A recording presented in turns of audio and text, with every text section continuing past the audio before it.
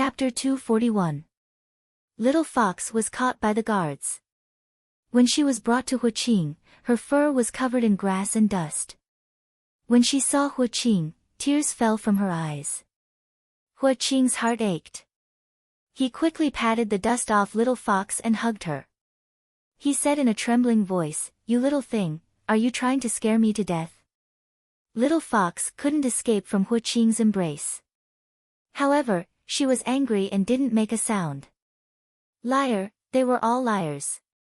She had to be crazy to believe an emperor. He had 72 concubines in his harem. What was she? Little Fox felt very uncomfortable. "You little thing, how dare you get angry at me and run away after causing trouble? Imperial concubine Xian had a miscarriage because of you," Huaqing said helplessly with a frown. He was clearly troubled by this matter. He regretted sleeping with Imperial concubine Xian and getting her pregnant. Huaqing felt guilty as if he had betrayed Little Fox. Little Fox's body stiffened when she heard that she had a miscarriage. She had a miscarriage because she couldn't stand the smug look on the pregnant Imperial concubine's face. She had a miscarriage because she was too weak. Women in ancient times were very delicate and didn't step out of the house. Little Fox thought so, but she was still very afraid. She had caused the death of an unborn life. Little Fox was still very afraid. She quickly looked at Huaqing, thinking that he was teasing her. Huaqing sighed and stroked Little Fox's fur. He said, "It's true. She really had a miscarriage. Her pregnancy was unstable and she miscarried after you bumped into her. However, her body was weak to begin with. Don't blame yourself too much." Little Fox began to cry again. How could this be? Huaqing quickly wiped her tears and said, "This is my fault. I shouldn't have slept with her and gotten her pregnant. I know you are angry. I will take care of this matter. You don't have to worry." Little Fox was convinced. Who was Huaqing?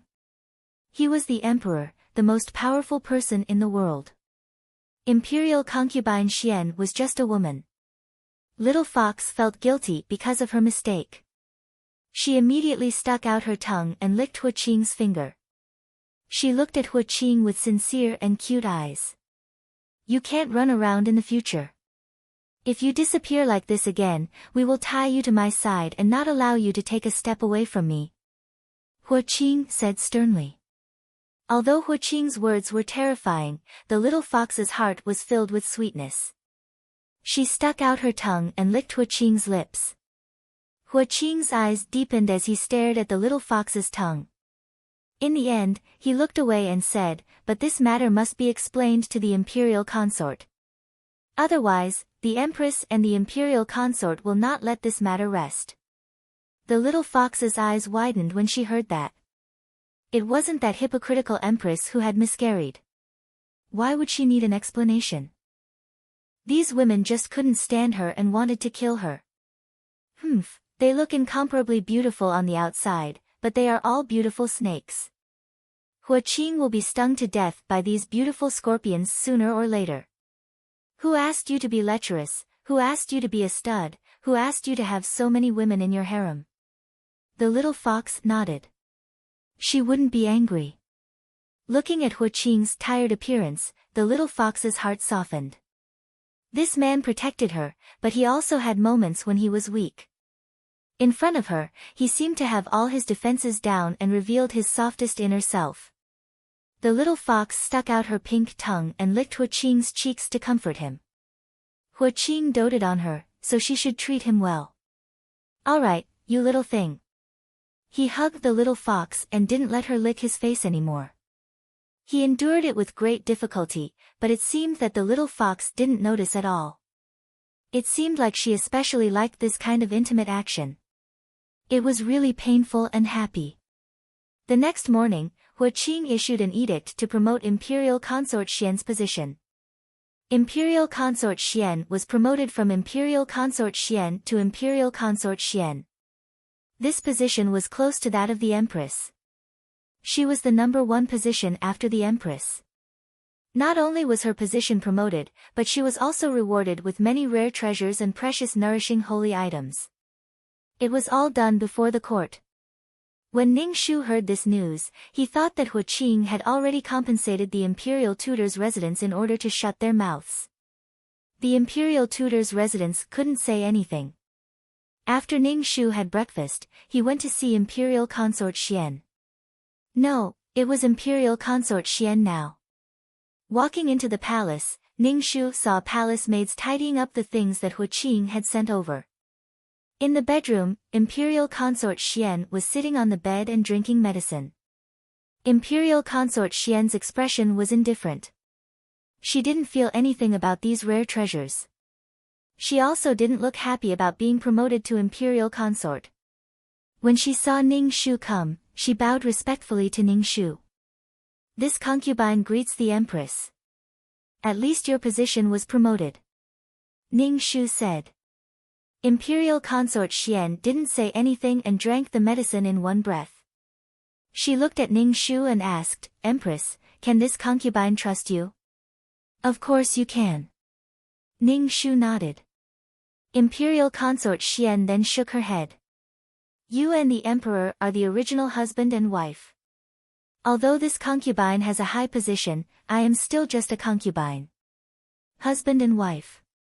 Imperial consort, do you think that this concubine and the emperor are a loving couple? Ning Shu said indifferently. This concubine is no different from you. In the emperor's heart, there is no difference. In the emperor's heart, you are just a wooden and inflexible concubine. She wasn't as lively and cute as the little fox. Hu Qing didn't have any feelings for the original owner of the body. Hu Qing and Xiao Xiao were together because of benefits. In the end, they still fell apart because of benefits. This concubine doesn't understand what the empress means. Imperial consort Xian, Ning Shu asked. Imperial consort Xian probably didn't know that the current Hu Qing liked a beast that had yet to transform into a human. After seeing Imperial consort Xian, Ning Shu went back. Some things had to be done slowly. The little fox was so arrogant because Hu Qing pampered it. Without Hu Qing, the little fox was just a beast that couldn't even control its own fate. If the person it met at the hunting grounds wasn't Hu Qing, but someone else, it would have been shot to death and turned into a woman's fur. Hu Qing was the little fox's only reliance. It was a huge golden finger. Ning Shu walked to the door. After thinking for a while, she turned to look at Hu Qingwang. She pushed the door open and walked in. She saw that the little fox that was supposed to be in the imperial study was actually with Hu Qingwang. The little fox stood on a chair and looked at Hu Qingwang. Hu Qingwang pursed his lips tightly and stared at the little fox. When Ning Shu saw this scene, she was shocked. Could it be that Hu Qingwang was still playing with the little fox? Mother. Seeing Ning Shu walk in, Hu Qingwang quickly walked in front of Ning Shu. Ning Shu glanced at the little fox and asked Hu Qingwang, Qingwang, what are you doing? This son is practicing calligraphy. Hu Qingwang said. When the little fox saw that the two of them were talking and ignoring her, she suddenly felt very awkward. If she had known, she wouldn't have come. Chapter 242. The little fox originally didn't want to come to the empress' place. She didn't like the hypocritical empress at all. She looked dignified and virtuous, but she was a black-hearted woman. Otherwise, why would she be the only one in the harem with children? Before the little fox transmigrated, she had read many novels and felt that the empress must have given the other women something to prevent them from getting pregnant. The little fox felt quite guilty. After all, she quite liked Hu Qingwang, the fair and tender little boy. She felt like she was teasing a miniature version of Hu Qing. He was very cute. Today, she had come to apologize to Hu Qingwang, but he didn't seem to care about her. Then, the empress came again. The little fox felt uncomfortable. Hu Qingwang used to like her a lot, but now he was ignoring her. The little fox jumped off the table and ran away. Ning Shu raised his eyebrows and asked, the little fox came to play with you. Auntie, this little fox is amazing. She can actually write. Shao Qingyang handed the imperial edict to Ning Shu. Ning Shu took a look and saw the words, "I'm sorry," written in a crooked claw. It was extremely ugly. She is quite smart. If she wasn't, Imperial Father wouldn't have doted on her so much. Ning Shu threw the paper away and said without much care. Hua Qinhuang raised his head and looked at Ning Shu. Imperial Mother, why does Imperial Father like a fox and not this son? This son hates foxes. She killed this son's dog. This son is Imperial Father's son. Why doesn't Imperial Father like this son? Ning Shu suddenly didn't know how to answer Hua Qinhuang. Was he supposed to tell him that he wasn't the child of Imperial Father's beloved woman, so of course he didn't like him? That would probably make his little heart bleed. Ning Shu crouched down and put his hand on Hua Qinhuang's shoulder. He looked into Hua Qinhuang's dark eyes and said seriously, "Qinhuang, Imperial Mother said that your Imperial Father is the Emperor. Don't crave the feelings of an emperor. Qingyang, go to the kitchen and bring some snacks over." Ning Shu sent Shao Qingyang away. Shao Qingyang immediately went to look for food. Ning Shu and Hua Qinhuang sat in their chairs. Ning Shu asked Hua Qinhuang, "Qingyang, what do you think is the most important thing for an emperor?" "I don't know." Hua Qinhuang looked at Ning Shu with sparkling eyes. Ning Shu smiled and asked, "Qinhuang, what do you think an emperor should be like?" 3 palaces and 6 courtyards. Call the wind and summon the rain. Emperors should be worshipped by all, Hua Qinhuang said. Ning Shu pinched Hua Qinhuang's face and said, "That's right. The emperor should be worshipped by the people. The most important thing for an emperor is responsibility. The people support the entire royal family, and the emperor's responsibility is to make the people in the world live better." Hua Qinhuang nodded as if he understood. Ning Shu knew Hua Qinhuang didn't understand these things, so he asked Hua Qinhuang, "Does Qinhuang want to be king? An emperor worshipped by all the people?" "Yes, I want to be king. I want to replace my father as the emperor. I want to protect my mother and the things I care about." Hua Qinhuang clenched his fists, and his face was red. As an emperor, you can't like or care about things too much. Your father likes something too much, so much so that he has lost his basic vigilance and calmness. Ning Shu looked at Hua Qinhuang and asked, "What do you think your father is like now?" Hua Qinhuang bit his lip and whispered, "He's a bit like an incapable emperor." Ning Shu nodded and changed the subject. "In the future, put a rat trap in the house. Little Fox often runs around, so she might have heard what we said." Ning Shu poked Hua Qinhuang's head. "Think of a way yourself. Torture the little fox so that she can't complain to your Imperial Father. Let her suffer in silence. Qinhuang, think of a way to avenge the little dog." "I will remember." Hua Qinhuang nodded, and his eyes were heavy. At night, Hua Qing went to Imperial concubine Xian's palace. This time, Little Fox wasn't angry. She obediently waited in the royal study for Hua Qing to come back. Little Fox knew that Imperial concubine Xian's body couldn't serve her, so she generously let Hua Qing go. Speaking of which, Imperial concubine Xian was now Imperial concubine Xian. Little Fox suspected that Imperial concubine Xian knew that she couldn't keep her child, so she blamed it on her. Little Fox only lightly bumped into Imperial concubine Xian, and she had a miscarriage. The women in the harem were really vicious.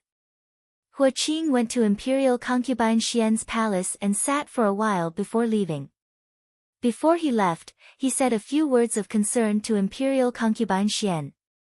Imperial concubine Xian's face was cold from beginning to end, but Hua Qing didn't care. He just thought that Imperial concubine Xian was too sad. In addition, because of Little Fox, Hua Qing thought that he had already compensated her and gave her a noble status. Imperial concubine Xian looked at Hua Qing's back and bit her lip tightly. Her hand clutched the blanket tightly, and her body was trembling. Imperial concubine, it's time to drink your medicine. A maid came in with the medicine. Imperial concubine Xian's face was cold. She took the bowl and drank the medicine in one breath. She angrily threw the empty bowl on the ground. With a bang, the broken pieces flew everywhere. Damned beast! Hua Qing came out of Imperial concubine Xian's palace and went to Ning Shu's palace. Ning Shu was surprised to see Hua Qing. What was he doing here instead of being intimate with little fox? This concubine pays respects to your majesty. Ning Shu bowed with a smile on his face, as if he was surprised that Hua Qing came. Hua Qing saw the smile on Ning Shu's face and felt a little sick in his heart. He regretted coming here. If Hu knew that he came here, she would be angry. As the empress, you need to take care of the harem. Imperial concubine just had a miscarriage, so take care of her. Hua Qing said a few words, then found an excuse to say that he had a memorial to review and left. Ning Shu almost vomited on Hua Qing's face. He had never seen such a disgusting man. He really treated this mother like a housewife. Then they would be lovey-dovey and live a carefree life. He pushed a woman who had a miscarriage to her. Could she kill the emperor? Hua Qing returned to the imperial study and saw little fox waiting for him. Hua Qing's heart warmed. He felt that in this cold palace, only Hu was special. She brought color to his lonely life. Hua Qing was willing to pamper little fox, and he brought everything to little fox. Hua Qing hugged little fox and let her face him. He muttered to himself, how good would it be if you were a human? Little fox stuck out her tongue and licked Hua Qing's cheek. She also wanted to be a human, but the Transmigration god made her a fox. She didn't want a fox's body at all. Zhen will definitely think of a way. Hua Qing said firmly. Little fox didn't understand what Hua Qing meant for a moment, but she still licked Hua Qing's cheek. Huang Sang's skin was really good. Licking it felt like eating jelly. The texture was really good, especially the lips. If she was a human now, she would have eaten this guy until there was nothing left. Poor perverted woman like her could only watch. Chapter 243.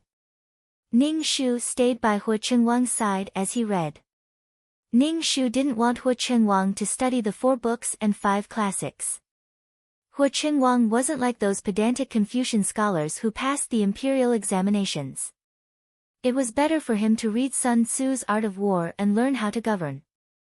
Ning Shu originally wanted to find a teacher for Hua Chengwang, but when she thought about how Hua Qing was on guard against her and the marshal's mansion, she gave up on that idea for now.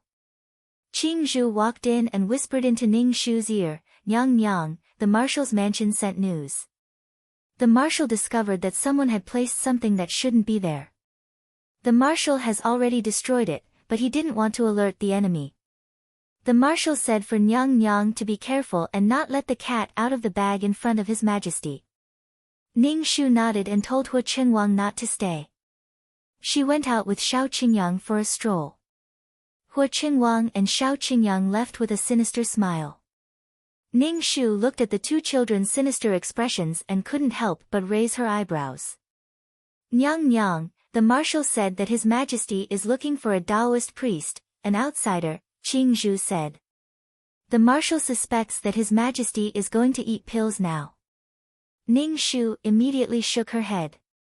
Hua Qing was still very young and didn't know how to eat pills to maintain his health. Hua Qing was full of energy and didn't need to eat pills to overdraft his body's energy. The ancient emperors loved to eat pills because they wanted to be able to sleep with their concubines when they were old. Why would he suddenly look for a Taoist priest?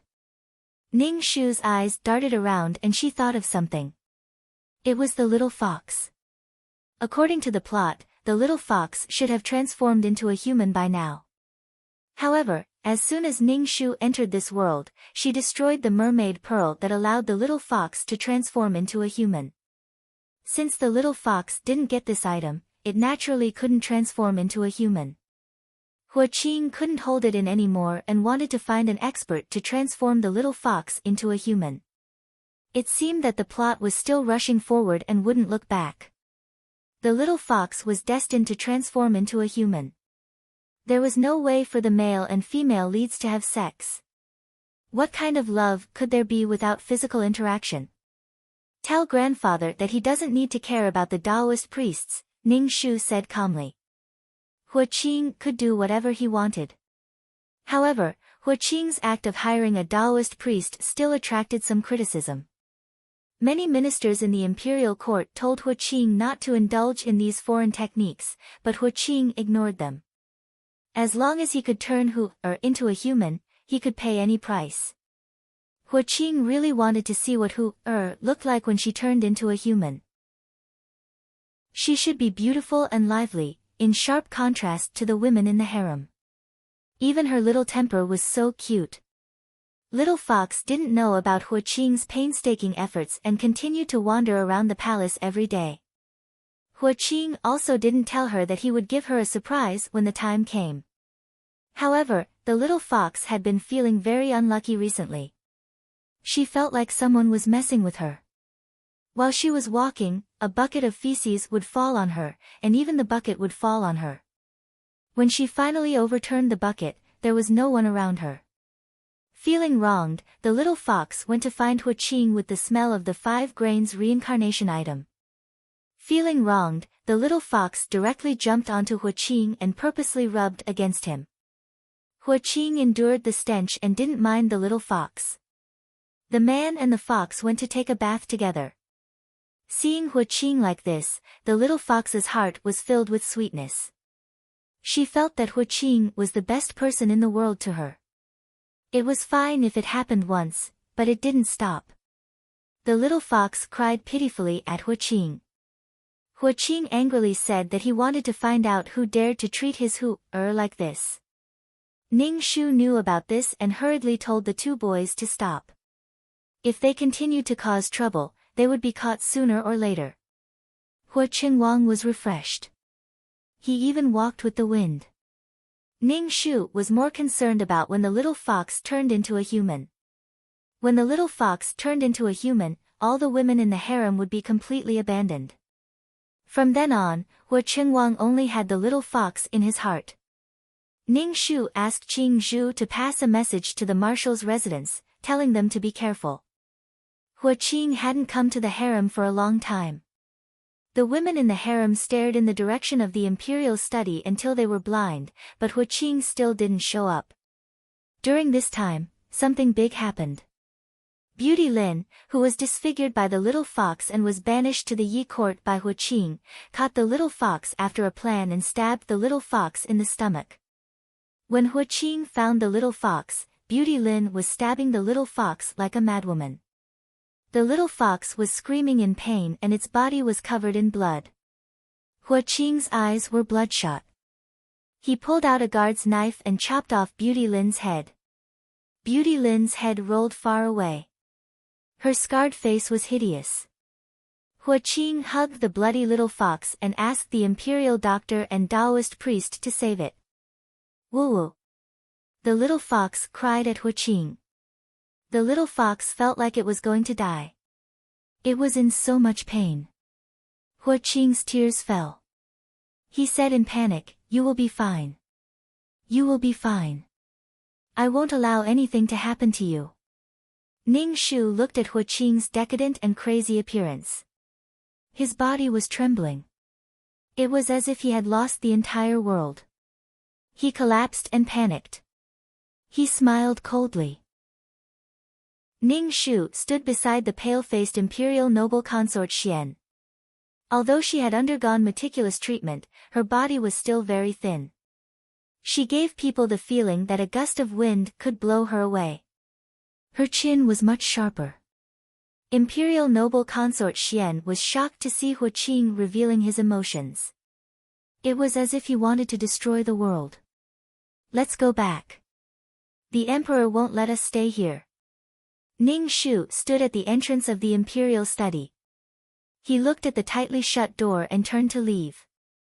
Imperial noble consort Xian bit her lips and followed Ning Shu. Ning Shu looked at the pale-faced imperial noble consort Xian and said, "You did this? This concubine doesn't know what concubine is talking about." Imperial noble consort Xian's pale face revealed a smile. "This concubine has nothing to do with this. This was done by Beauty Lin." Imperial noble consort Xian said indifferently. Ning Shu didn't say anything. Everyone knew who did this. At least Ning Shu was gloating. There was only one word to describe it. Serves them right. The little fox was heavily injured. The imperial physician told Hu Qing that there was no hope. Hu Qing immediately covered his chest and spat out a mouthful of blood. This scared the imperial physician. Hu Qing, who was angry and anxious, ordered the guards to kill the imperial physician who said that the little fox was incurable. No matter how much the imperial physician begged, he couldn't change his fate. With the previous example, the other imperial physicians only focused on stopping the little fox's bleeding. They didn't dare to speak. At this moment, a Taoist priest came out and told Hu Qing that this was the best time to transform the little fox into a human. If this dragged on, the little fox wouldn't be able to survive. Hu Qing immediately acted as a Taoist priest. No matter what, he had to save the little fox's life. Hu Qing pulled his hair in pain. Looking at the little fox who was about to die on the bed, he hated that he couldn't take the little fox's place. Such heart-wrenching pain. He didn't know why he was so deeply in love. Now, Hu Qing realized that he had really fallen in love with the little fox. Furthermore, it had to be her. No one else could take her place. Thinking that the little fox might leave him, Hu Qing wished that he could bury the entire palace with the little fox. Beauty Lin, that bitch, let her die too comfortably. She should be tortured to death. Chapter 244. Because of Hu Qing, the entire palace was in a gloomy atmosphere.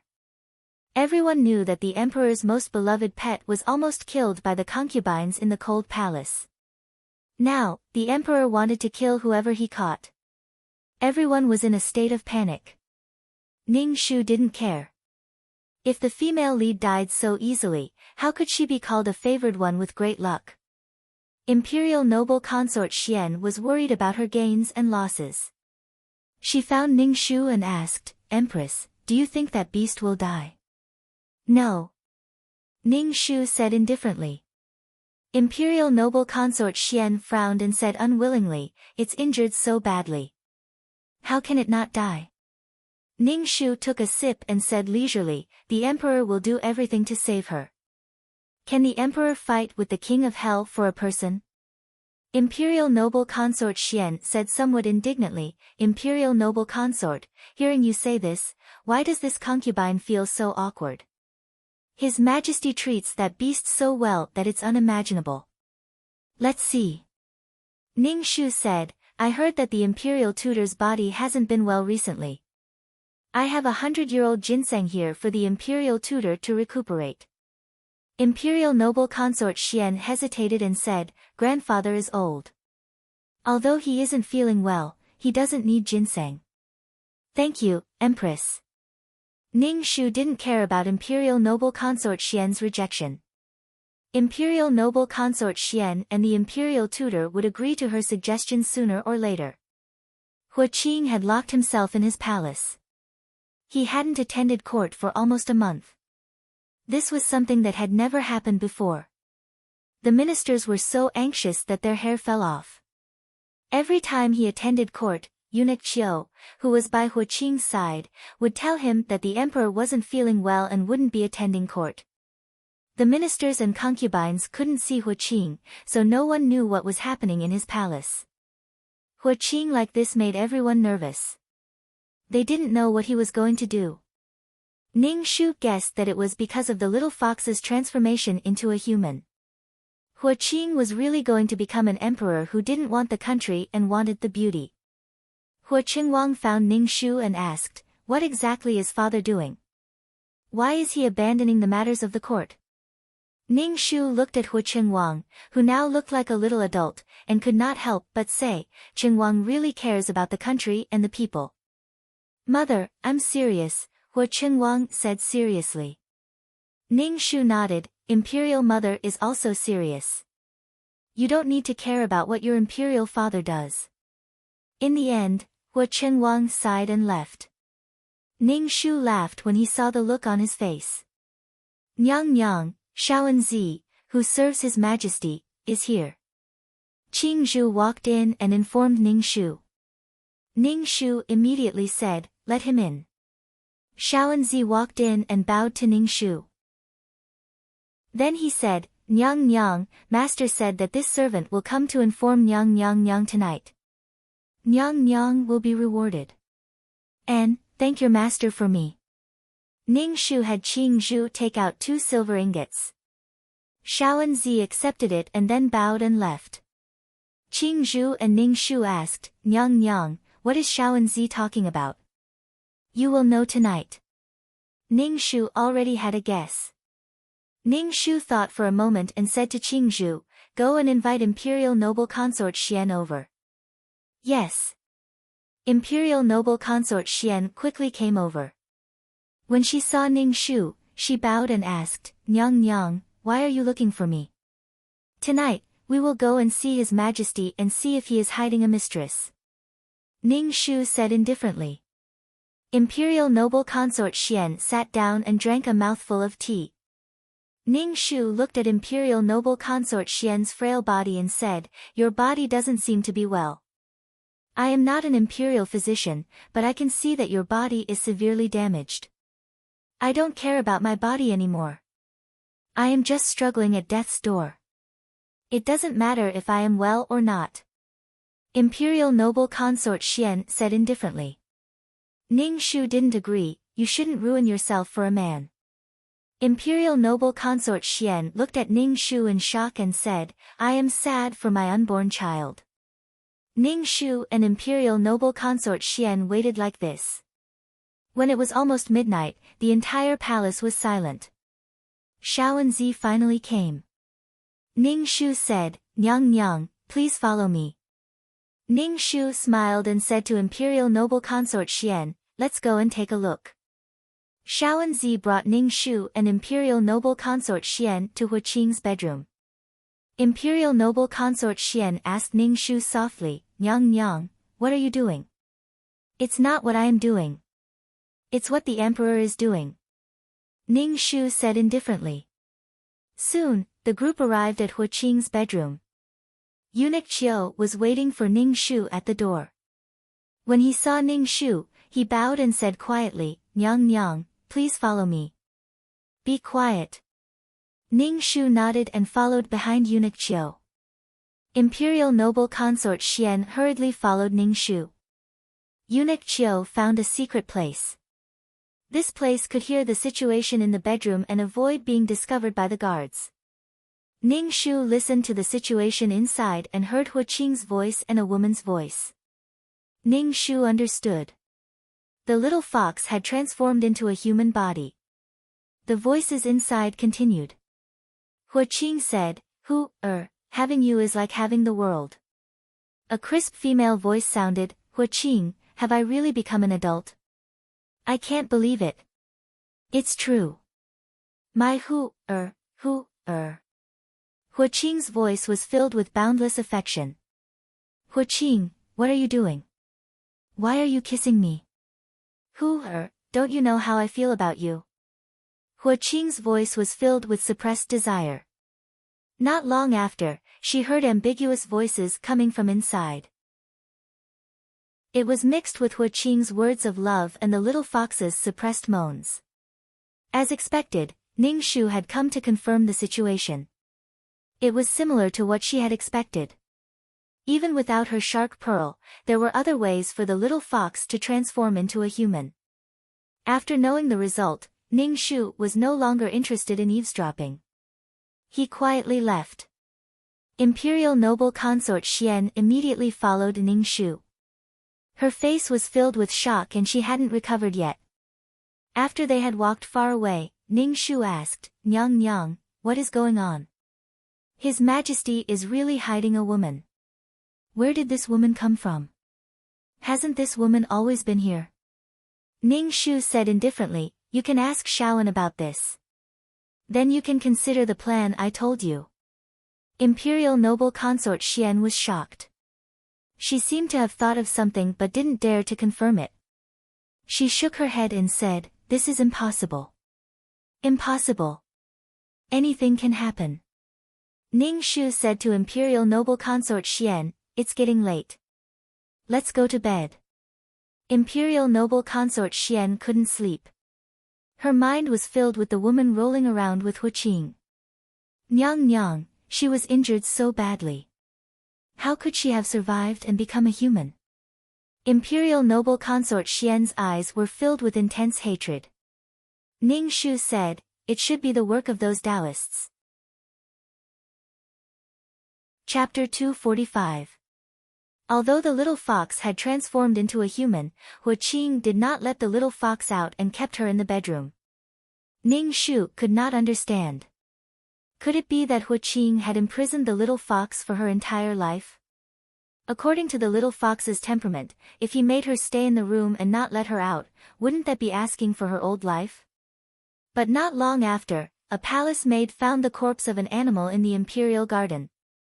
The animal had been skinned, revealing its bright red flesh. Flies were flying around the corpse. Ning Shu looked at the corpse. Its body was similar to the little fox's, so it should be a fox. Hu Qing rushed over.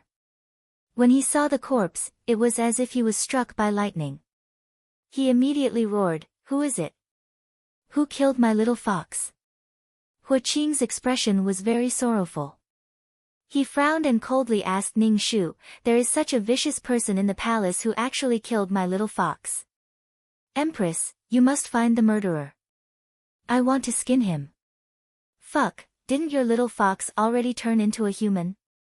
If this fox was really a little fox, you wouldn't have such an exaggerated performance now. Hu Qing wanted the identity of the little fox to disappear. Empress, I want you to find the murderer. Hu Qing said through gritted teeth, Ning Shu said. Ning Shu bowed and respectfully said, this concubine understands. This concubine will find the murderer. Ning Shu emphasized the word murderer. Hu Qing even had people make an exquisite little coffin.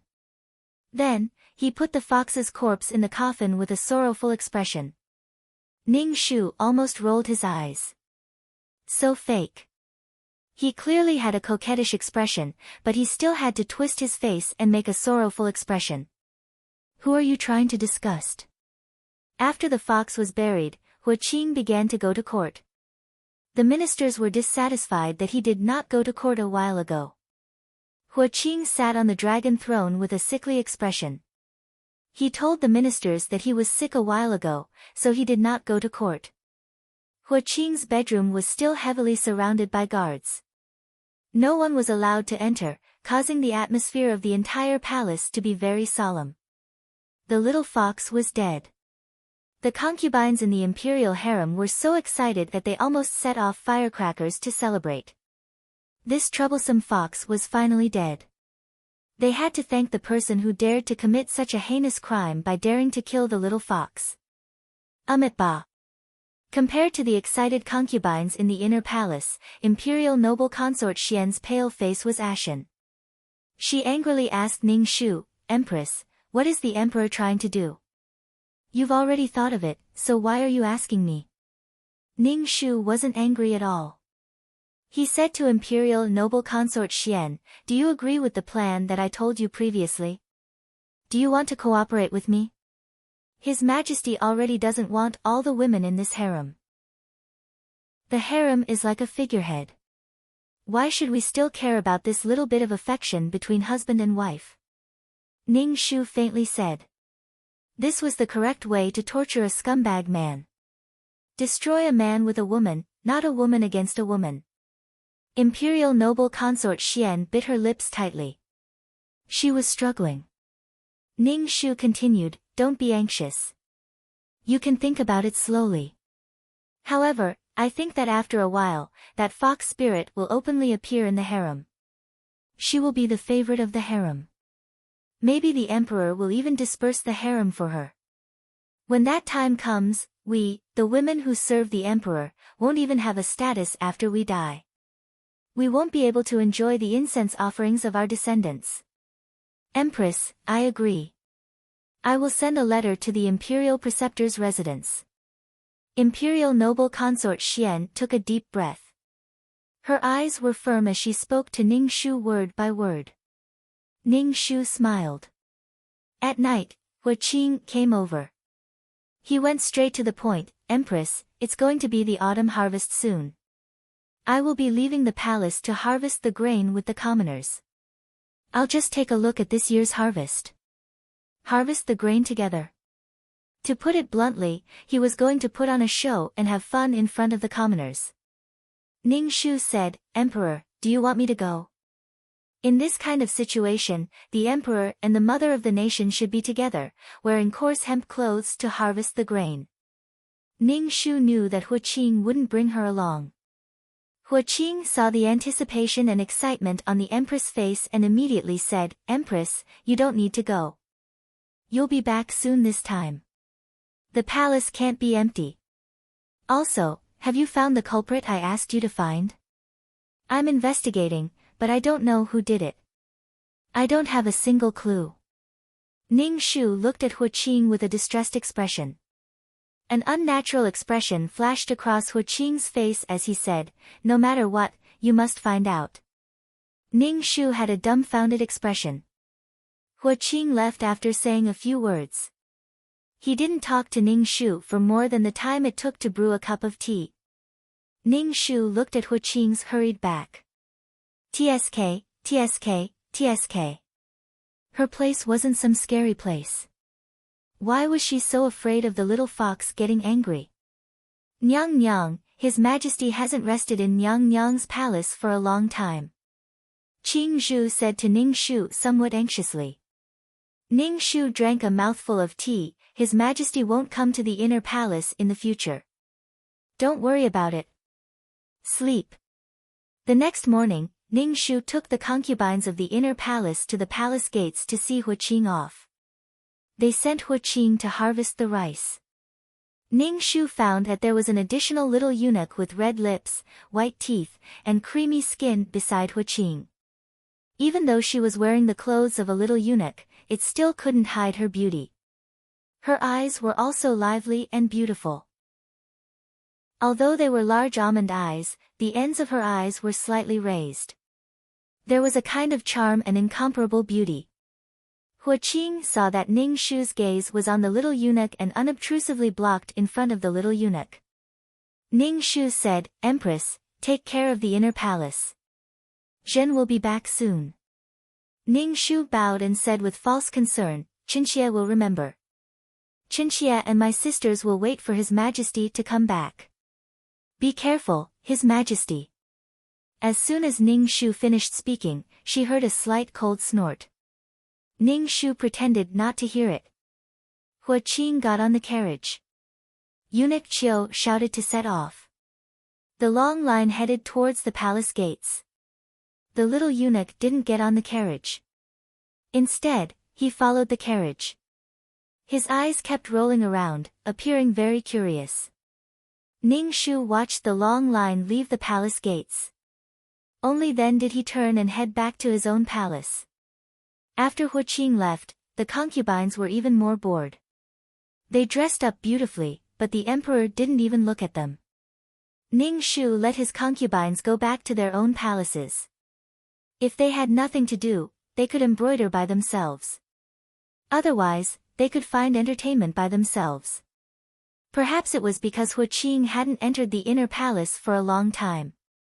Everyone didn't have any favor. For a time, the relationships between the women eased up. They gathered together to chat when they had nothing to do. If they didn't find something to do, they would go crazy from boredom. Imperial noble consort Xian's gaze was fixed on the palace gates. Ning Shu asked, that little eunuch is the little fox, right? It's so strange. How did a fox turn into a human? Extremely beautiful. She is indeed a fox spirit.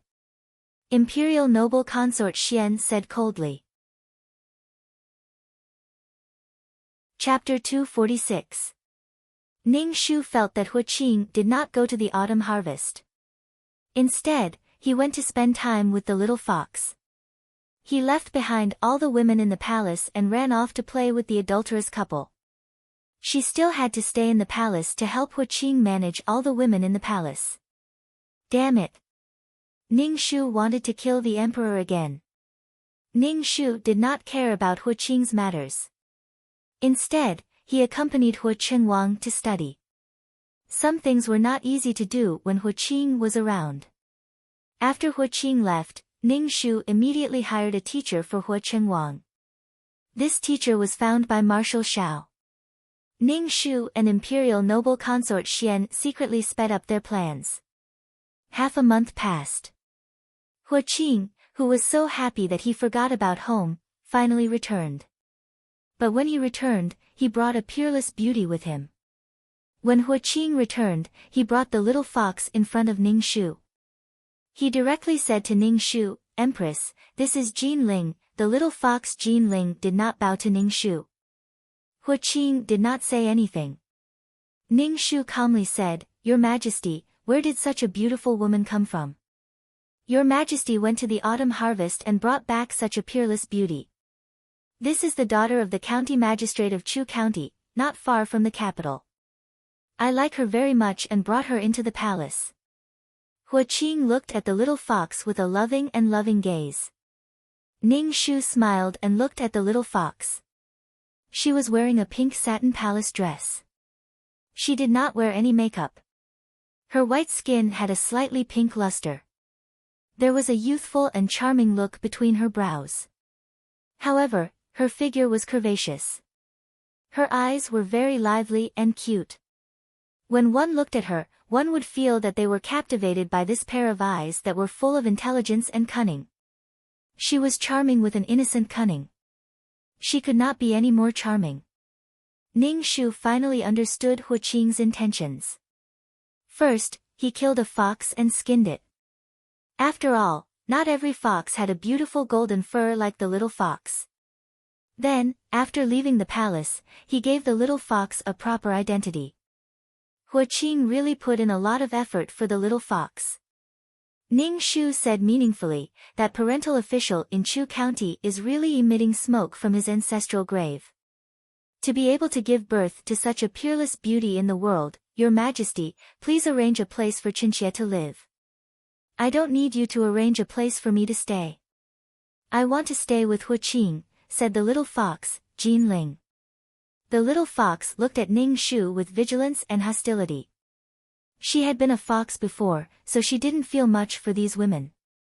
Now that she had become a human and had given her body and mind to Huaqing, the little fox was filled with hostility towards these harem women. The man she liked could only like her back. Love was selfish. The little fox glared at Huaqing in annoyance. Really, if she had known this would happen, she wouldn't have returned to the palace. Now that she was a human, she might as well go sightseeing on the mainland and flirt with the little fresh meats instead of guarding Huaqing who had so many women. Seeing that his beloved was unhappy, Huaqing hurriedly comforted her with a doting gaze. Ning Shu watched as the two of them looked at each other lovingly in front of her. He didn't care if others could take it or not. "Miss, have I seen you before? You give me a very familiar feeling. I keep feeling like I've seen you somewhere before." Ning Shu narrowed her eyes slightly, as if trying to recall where she had seen her before. Huaqing stood in front of the little fox, Jin Ling. Ning Shu said, "Jin Ling has lived in Chu County since she was young. How could you possibly have seen her, Your Majesty? There's no need to arrange a place for her to stay. I'll do it myself." Huaqing then led the little fox away. The little fox turned around and playfully stuck out her tongue at Ning Shu. Her contempt for Ning Shu was obvious. After they left the palace, Huaqing tapped the little fox's nose in annoyance. He said dotingly, "You're such an eccentric girl. She's the empress now. Don't go against her. It won't do you any good. Humph, the little fox raised her head and bit Huaqing's chin. She then said proudly, I just don't like her. Huaqing, you can only have me in your heart. You're not allowed to have anyone else. Otherwise, I'll leave the palace and find other handsome men. Huaqing patted the little fox's butt lightly. You're mine. I won't allow you to find other men. I'll kill whoever you find. Let's see who dares to touch you in the future. No one dares to touch my beloved. Yes, I'm not yours. The little fox heard Huaqing's words and retorted. Her heart was filled with sweetness. Huaqing was so good and so handsome. She couldn't bear to leave him. Huaqing lowered his head and went to the little fox's ear. He bit the little fox's ear and blew hot air into it. If you're not mine, then who are you? The little fox's body went limp and her face turned red. She looked at Huaqing with watery eyes. Huaqing was aroused by the little fox's gaze. He immediately carried the little fox and went to the bedroom. After a round of passion, the little fox drew circles on Huaqing's chest with her white and tender fingers. She said to Huaqing, Huaqing, I hate those women in your harem. And the empress. I hate her. I especially hate the way she looks at me. Huaqing grabbed the little fox's hand and kissed it. She won't be the empress soon. You're the only one in my heart. You're the only one who's fit to be my empress. After Huaqing and the little fox left, Imperial Noble Consort Xian rushed over to Ning Shu and asked, Is that woman back? This concubine heard that His Majesty brought back a woman. Have some tea. She's back. Ning Shu said calmly. She's the daughter of a 9th-rank Sesame official. Huaqing didn't arrange a prominent family background for the little fox. If her background was too prominent, it would be easy for people to investigate. Besides, aristocratic families had records of their descendants. Imperial Noble Consort Xian bit her lips. Ning Shu asked, Imperial Noble Consort, when will our plan be carried out? There's no rush. This concubine knows you want revenge, but things have to be done slowly. Ning Shu waved his hand. Now isn't a good time. Imperial Noble Consort Xian sighed. Ning Shu said mournfully, this concubine wants revenge for her child. Revenge. This concubine's heart is filled with revenge. There's no rush. Ning Shu said calmly. Anything that crossed the line would cause a backlash. When the concubines in the harem found out that the emperor brought a woman back, they all rushed to Ning Shu's palace. They wanted to know what kind of woman made the emperor break the rules and bring her back to the palace. The women in the palace had to go through 3 trials and 5 generals. They had to be selected layer by layer before they could become the emperor's concubine. However, that woman was brought back directly. All the concubines felt very uneasy. First, it was a fox that stole all of the emperor's attention. Now, there was a woman who was said to be extremely beautiful. There was really no end to it. Ning Shu only said that the woman the emperor liked was indeed very beautiful. Then, the harem spread that the woman the emperor brought back was as beautiful as a fairy. Chapter 247. The little fox was temporarily staying in Huaqing's palace, making all the concubines jealous. Now, Huaqing didn't enter the harem at all. Every day, he pampered women who came out of nowhere. Huaqing hadn't entered the harem for almost half a year. In the past, Huaqing rarely entered the harem, but at least he would let the concubines serve him. Now, he didn't even enter the harem, which made the concubines' hearts itch. If they had explosives in their hands, Ning Shu suspected that these women would blow up Huaqing's palace. It would be best if they killed all the women in the palace. Huaqing doted on the little fox a lot. Other than when he went to court, Huaqing spent all his time with the little fox. Ning Shu couldn't understand why Huaqing didn't give the little fox a position. Could it be that he wanted to overthrow the marshal's residence and make the little fox empress? In the plot, the little fox eventually became the empress and her son became the emperor. Then, the playful little fox took Huaqing to travel the world. She was so lucky. Your Highness, the people from the Ministry of Works are working on the palace not far from the emperor. I think they're going to build a house, Qingzhu told Ningxu. Building a house? How many houses were there in the palace? Moreover, the buildings in the palace were all planned. Suddenly building a house would break the overall layout of the palace. I asked little Anzi. He said that they're building a house for Miss Jean Ling and that Miss Jean Ling personally designed it, Qingzhu said. The people from the Ministry of Works didn't want to take over at first. They advised the emperor that every part of the palace was planned and that it was related to the fate of the country and the gathering of the dragon bloodline. Miss Jean Ling said that the people from the Ministry of Works were superstitious. Then, the emperor personally ordered that everything be built according to Miss Jean Ling's design. Ningxu was speechless.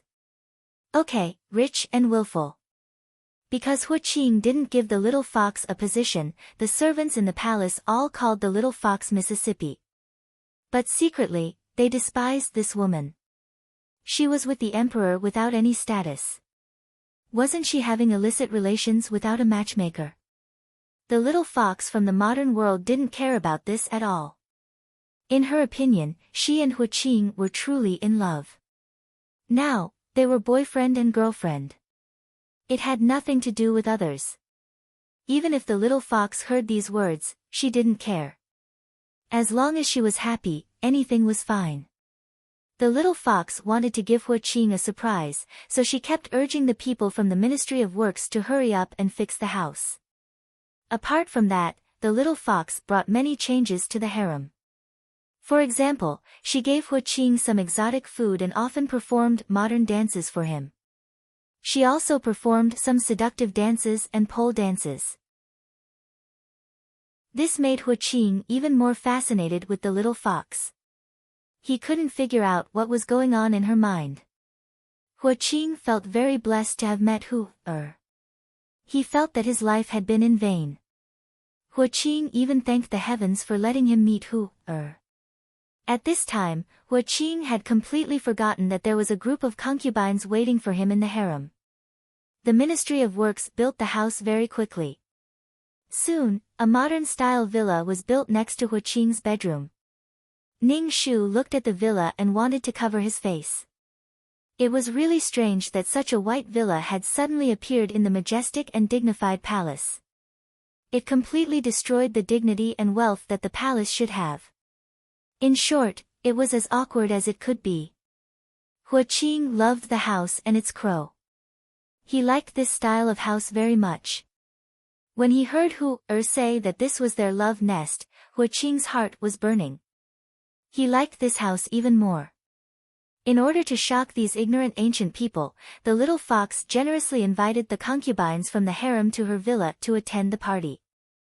Huaqing was afraid that no one would attend the little fox's party and embarrass the little fox. Therefore, he ordered all the concubines to attend the party. Even Ningxu, the empress, was no exception. The concubines who came to attend the party all looked at the villa with wide eyes and strange expressions. The little fox was proud. You ancient people have never seen a modern villa. Every time Ningxu looked at this villa, her heart would itch. She wanted to find someone to tear down this house. It was really awkward to look at. Ningxu felt that she had obsessive-compulsive disorder. It was a party, but it was just barbecue. The little fox even explained to the concubines that it was barbecue. Looking at the concubines' confused expressions, the little fox could only shrug. This was the generation gap. There was no way to communicate. These concubines didn't touch the barbecue. The smoky food looked dirty. These concubines ate very carefully in the palace. They didn't eat this kind of food. Seeing the little fox's bold manner of eating, the concubines widened their eyes. Did the emperor like such a boorish woman? Ningxu narrowed his eyes at the little fox. He saw the red mark on her neck. He could see how intimate she was with Huqing. These concubines came here to see Huqing. However, when the party ended, they didn't see Huqing. They could only leave in disappointment. The little fox looked at the expressions of these concubines with disdain. These people were really hypocrites. They said that they were here to attend her party, but they were still thinking about her Huqing. She had already informed Huqing not to come. Seeing these people's disappointed expressions, the little fox was secretly pleased. Ning Shu looked at the little fox indifferently. He didn't know what class the little fox was before she transmigrated. Why did he feel that she was so lowly? She wanted to beat the ancients with her insignificant modern knowledge. Ning Shu only had 3 words. Ha! This little fox didn't have any rules. She never greeted anyone. She was simply challenging the ancient feudal system. Alright, with the emperor as her backing, she could be so willful. Huqing would be scolded to death by the imperial censors sooner or later. The little fox was a maverick in the palace. She treated her maids very well. She even said that everyone was equal and no one was nobler than another. Ning Shu felt that if he was this maid, he would definitely give her a big slap. Your sister, if everyone was equal, why was he serving her and not the other way around? Her words were pleasant to hear. TSK, TSK, TSK. Ning Shu didn't know how to evaluate the little fox.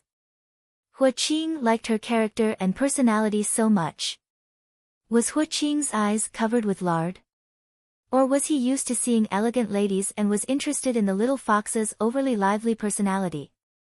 The little fox also invented mahjong, poker, and the like. It created a gambling craze in the palace. Even the concubines in the harem were addicted to these gambling games. With the new games, the concubines didn't miss the emperor every day. This was one of the good things the little fox did. In short, the palace was a mess. Coupled with Huqing's unprincipled favoritism, the little fox caused chaos wherever she went. The unlucky ones were always others. Huqing, your concubine cheated in mahjong with me. It's fine. Punish that concubine by grounding her for a month. Huqing, I'm sorry. I tore your dragon robe. It's all because you suddenly hugged me last night. I got too excited. It's fine.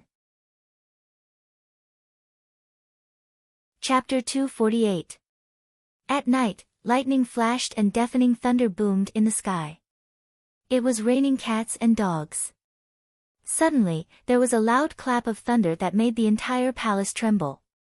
Panicked cries could be heard in the storm. Fire, fire.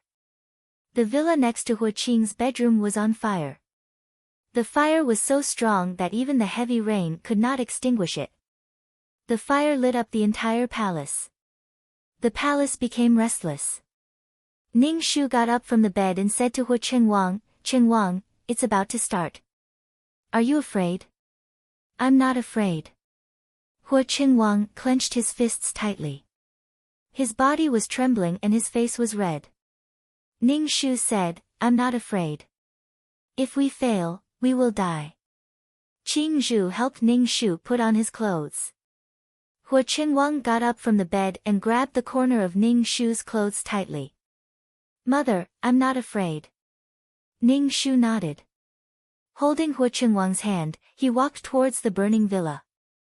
Qing Zhu and the palace maids held umbrellas for Ning Shu and Qingwang. It was raining heavily and a lot of rainwater had accumulated on the ground. It almost drowned their shoes. When they arrived at the villa, many palace maids and guards were putting out the fire.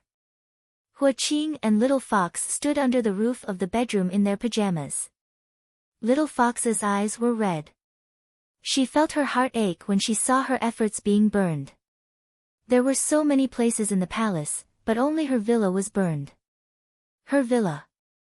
Little Fox's heart ached.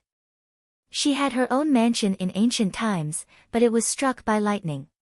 She felt that the heavens were playing with her.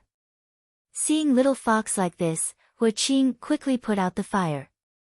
Even with so many eunuchs and guards putting out the fire did not die down.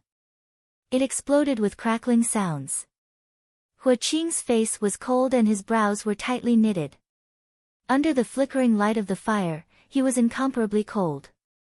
Ning Shu held Qing's hand and walked in front of Qing. She bowed to Qing. "Greetings, Your Majesty."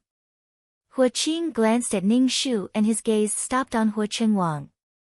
He said impatiently, "Why did you bring the child here so late?" Since something like this happened, Qinxie naturally had to come. Qingwang was worried about His Majesty and thought that His Majesty was living in the villa. He was afraid that something would happen to His Majesty, so he begged Qinxie to come along. Ning Shu said faintly. Qing's heart skipped a beat. Fortunately, he didn't stay in the villa tonight. Otherwise, he would be in trouble. Was a woman who knew how to have fun. Sometimes, she would have sex in the villa and basically didn't stay in the villa at night. Said that the newly repaired house wasn't suitable for people to live in. Moreover, said that she preferred to sleep in the dragon bed. Otherwise, he and would be trapped in the villa tonight.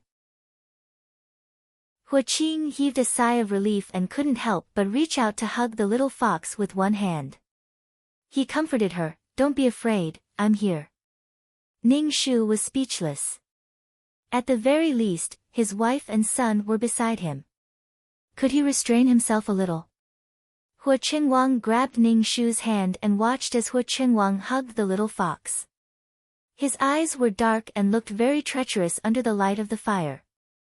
The fire burned fiercely. Even though there were so many people, they still couldn't save the villa. In the end, the villa that only had wood left collapsed with a creak. It looked especially miserable. Ning Shu was about to die from laughter in his heart. This dazzling villa was finally gone. "Your Majesty, something bad has happened." An official hurriedly ran over and knelt in front of Qingwang.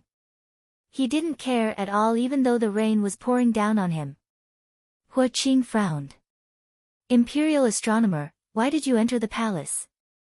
"This humble subject is here to tell Your Majesty that this fire is a warning to the heavens." The imperial astronomer knelt on the ground in a daze. Just as the imperial astronomer finished speaking, the sound of chaotic footsteps came over. Qing saw that it was actually the civil and military officials. Then, one by one, they knelt in front of him.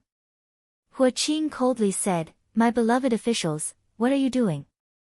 Zhen didn't summon you to enter the palace. How did you enter the palace? What are the imperial guards doing? Your Majesty, please forgive this subject for coming unannounced." The Grand Preceptor said to Qing. "This matter is truly too urgent. It concerns the future of the country. This subject can only brave the world and enter the palace." This Grand Preceptor was Imperial Noble Consort Xian's grandfather. Ning Shu looked at the white-bearded marshal in full military attire. He was the original owner's grandfather. Victory or defeat would be decided today. Seeing the mass of people kneeling below, Qing had a bad feeling in his heart. He coldly said, "If there is anything to say, say it tomorrow. Zhen won't argue with my beloved officials for their improper actions today. Your Majesty, this matter is too important. Let's listen to what these trusted officials have to say."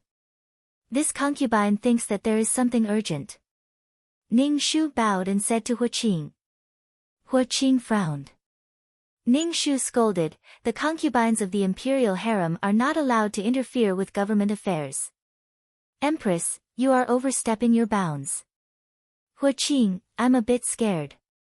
Let's go inside." When the little fox saw this scene, her legs went weak. She pulled on Qing's sleeve and said pitifully, "How dare you call His Majesty by his name? How unruly." An imperial censor straightened his back and scolded the little fox righteously. Qing's expression immediately turned ugly. He couldn't bear to scold her, but he was scolded by an official so rudely. When he saw Hu Er's frightened appearance, Hu Qing coldly said, "Imperial Censor Wu, yelling in front of Zhen like this. Do you have any manners? Your Majesty, please forgive me." This subject was too impatient. Although the Imperial Censor said sorry, his back was still straight. He clearly didn't think he was wrong. His face looked like he was ready to die at any time. It was as if he wasn't afraid of death at all. Ning Shu saw that Hu Qing's body was shaking with anger. He stood in front of the little fox as if to shield her from the storm. Ning Shu's eyes flashed. Hu Qing really did love the little fox, but the little fox relied on Hu Qing's love to do things without fear. She had never thought of lessening Hu Qing's burden. He really didn't know how long Hu Qing could block for the little fox. Wouldn't he be tired? Hu Qing took a deep breath and said coldly, "What do you want to say? It looks like you want to force the emperor to abdicate. This subject doesn't dare. Your Majesty, please forgive us." The minister knelt in the rain. His official robes were soaked. Ning Shu was afraid that his grandfather's body wouldn't be able to take it. "We don't dare, we don't dare. You are forcing the emperor to abdicate. What do you want?" Hu Qing's hands were clenched tightly behind his back. His body was trembling slightly. Hu Qing's eyes were deep and his expression was calm. However, there was uneasiness and an unknown fear in his eyes. "Your Majesty, this subject observes the stars at night. The morning star is dim, but the demon's star beside it is bright. This means that there is an evildoer around His Majesty. This fire is heaven's warning to His Majesty." The imperial astronomer said agitatedly, "The fire falling from the sky is heaven's warning to Yan Kingdom." A bunch of nonsense. It's a bunch of nonsense. Hu Qing's body was trembling. An evildoer was causing trouble. These people were simply audacious. Chapter 249. The little fox didn't understand what the imperial astronomer was saying, but when she heard the word evildoer, her eyes widened in horror. Was he talking about her? Although she was a fox, she was still human. She wasn't an evildoer. The little fox clutched tightly to Hu Qing's clothes, her heart filled with unease and fear. Astronomical phenomena are nonsense. Imperial astronomer, I asked you to check the weather, not to exaggerate things like astrology. Hu Qing said coldly, "I don't have any evildoers by my side. You're overthinking things. Your Majesty." The imperial astronomer kowtowed to the ground and cried out mournfully, "Your Majesty, you must believe this humble subject's words. Planet Qiming is currently dim and lightless. Planet Qiming is the brightest star and represents Your Majesty. But now that it's dim, I'm afraid it won't just affect Your Majesty, but also the entire country, Your Majesty." The imperial astronomer kowtowed to the ground, his forehead bruised and his expression pained. The little fox was so frightened that she clutched Hu Qing's clothes tightly and hid behind him. She felt even more uneasy. "Your Majesty, it's better to believe than not. Let the imperial astronomer investigate if there's an evildoer by Your Majesty's side. This way, Your Majesty and the ministers can rest assured," Ning Shu said gently. Hu Qing turned his head to look at Ning Shu. His eyes were dark and fierce as he roared at Ning Shu, "Shut up." Ning Shu closed his mouth and didn't say anything. Hu Qinguang saw his mother being scolded and wanted to say something, but Ning Shu squeezed his hand and he quieted down. "Your Majesty, Her Majesty the Empress is thinking for Your Majesty. Please forgive Her Majesty." Dressed in armor, the white-bearded Marshal Xiao was practically begging Hu Qing. It made one's heart ache inexplicably. Hu Qing was angered to death by Marshal Xiao's behavior. It was as if he was an incapable ruler who couldn't distinguish between right and wrong. "Your Majesty, the most important thing now is to find out who the evildoer is and who the person who is harmful to the country of Yan is. There are so many buildings in the palace, but why was this strange building destroyed by the heavenly lightning?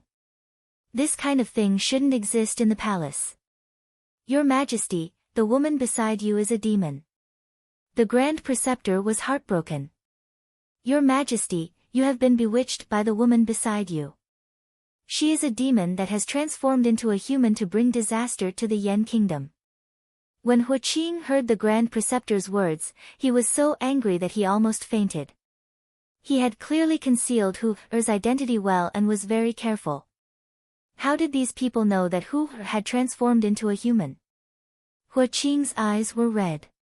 He gritted his teeth tightly and the muscles on his face were trembling. Ning Shu hurriedly pulled Huaqing Wang back and asked in fear, Your Majesty, didn't you say she was the county magistrate's daughter? How could it be a monster? Your Majesty, come over quickly. Don't stand with the monster. Shut up, poisonous woman. When Huaqing heard Ning Shu calling Hu Er a demon, he roared, She's not a demon at all.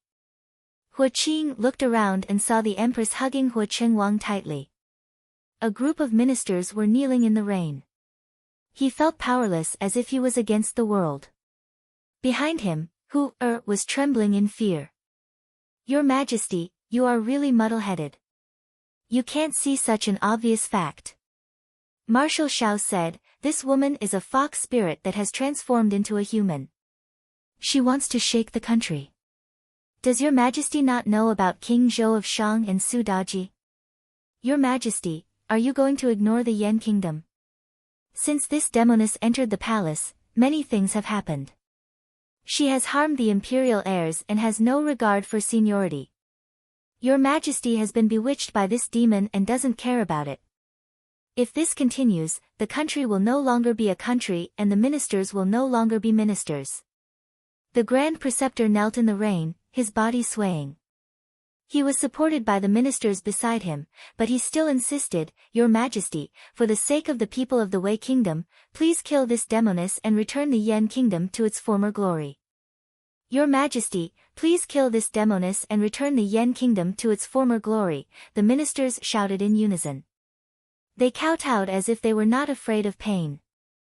The little fox's face turned pale with fright. She couldn't help but cry out, You stubborn old fogies.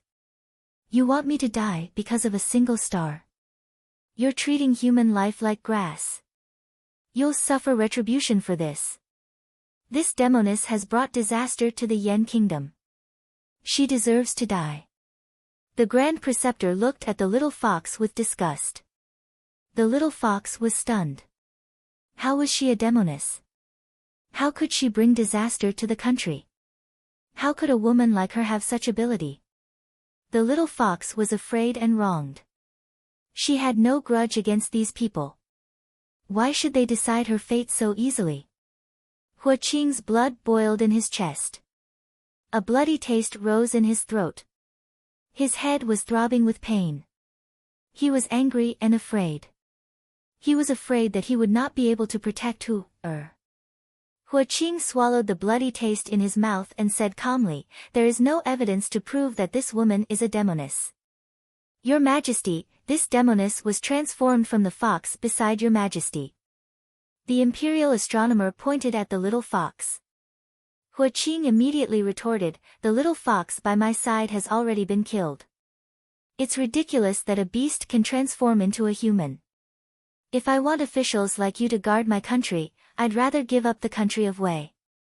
Your Majesty, I have solid evidence today.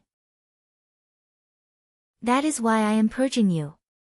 The Grand Preceptor said, Shaoanzi, who is by Your Majesty's side, can prove it. Shaoanzi. Huaqing looked in shock at Shaoanzi who walked over with his back bent. Then, he knelt down with a plop. Shaoanzi greets Your Majesty and everyone. There was no fear on Shaoanzi's face. Huaqing felt uneasy when he saw Shaoanzi like this. He snorted and said, Shaoanzi, be careful with your words. If you lie, I will have your head. Shaoanzi kowtowed and said, I will definitely tell the truth. The woman beside Your Majesty is transformed from the golden fox. The dead fox in the imperial garden was made by Your Majesty. Your Majesty asked me to skin the dead fox. Shaoanzi kowtowed to the ground. If I lie, I will fall into the 18th level of hell and never be reincarnated. Shaoanzi said coldly. His words were like a knife that scraped Huaqing's body. Huaqing did not expect that the dog beside him would bite him back. This damned eunuch actually dared to say such things. Huaqing shouted coldly, Shaoanzi, I have treated you well. How dare you betray me? I did not betray your majesty. I am loyal to the entire Yen kingdom. Your majesty connives with the evildoer and has an illicit relationship with the evildoer.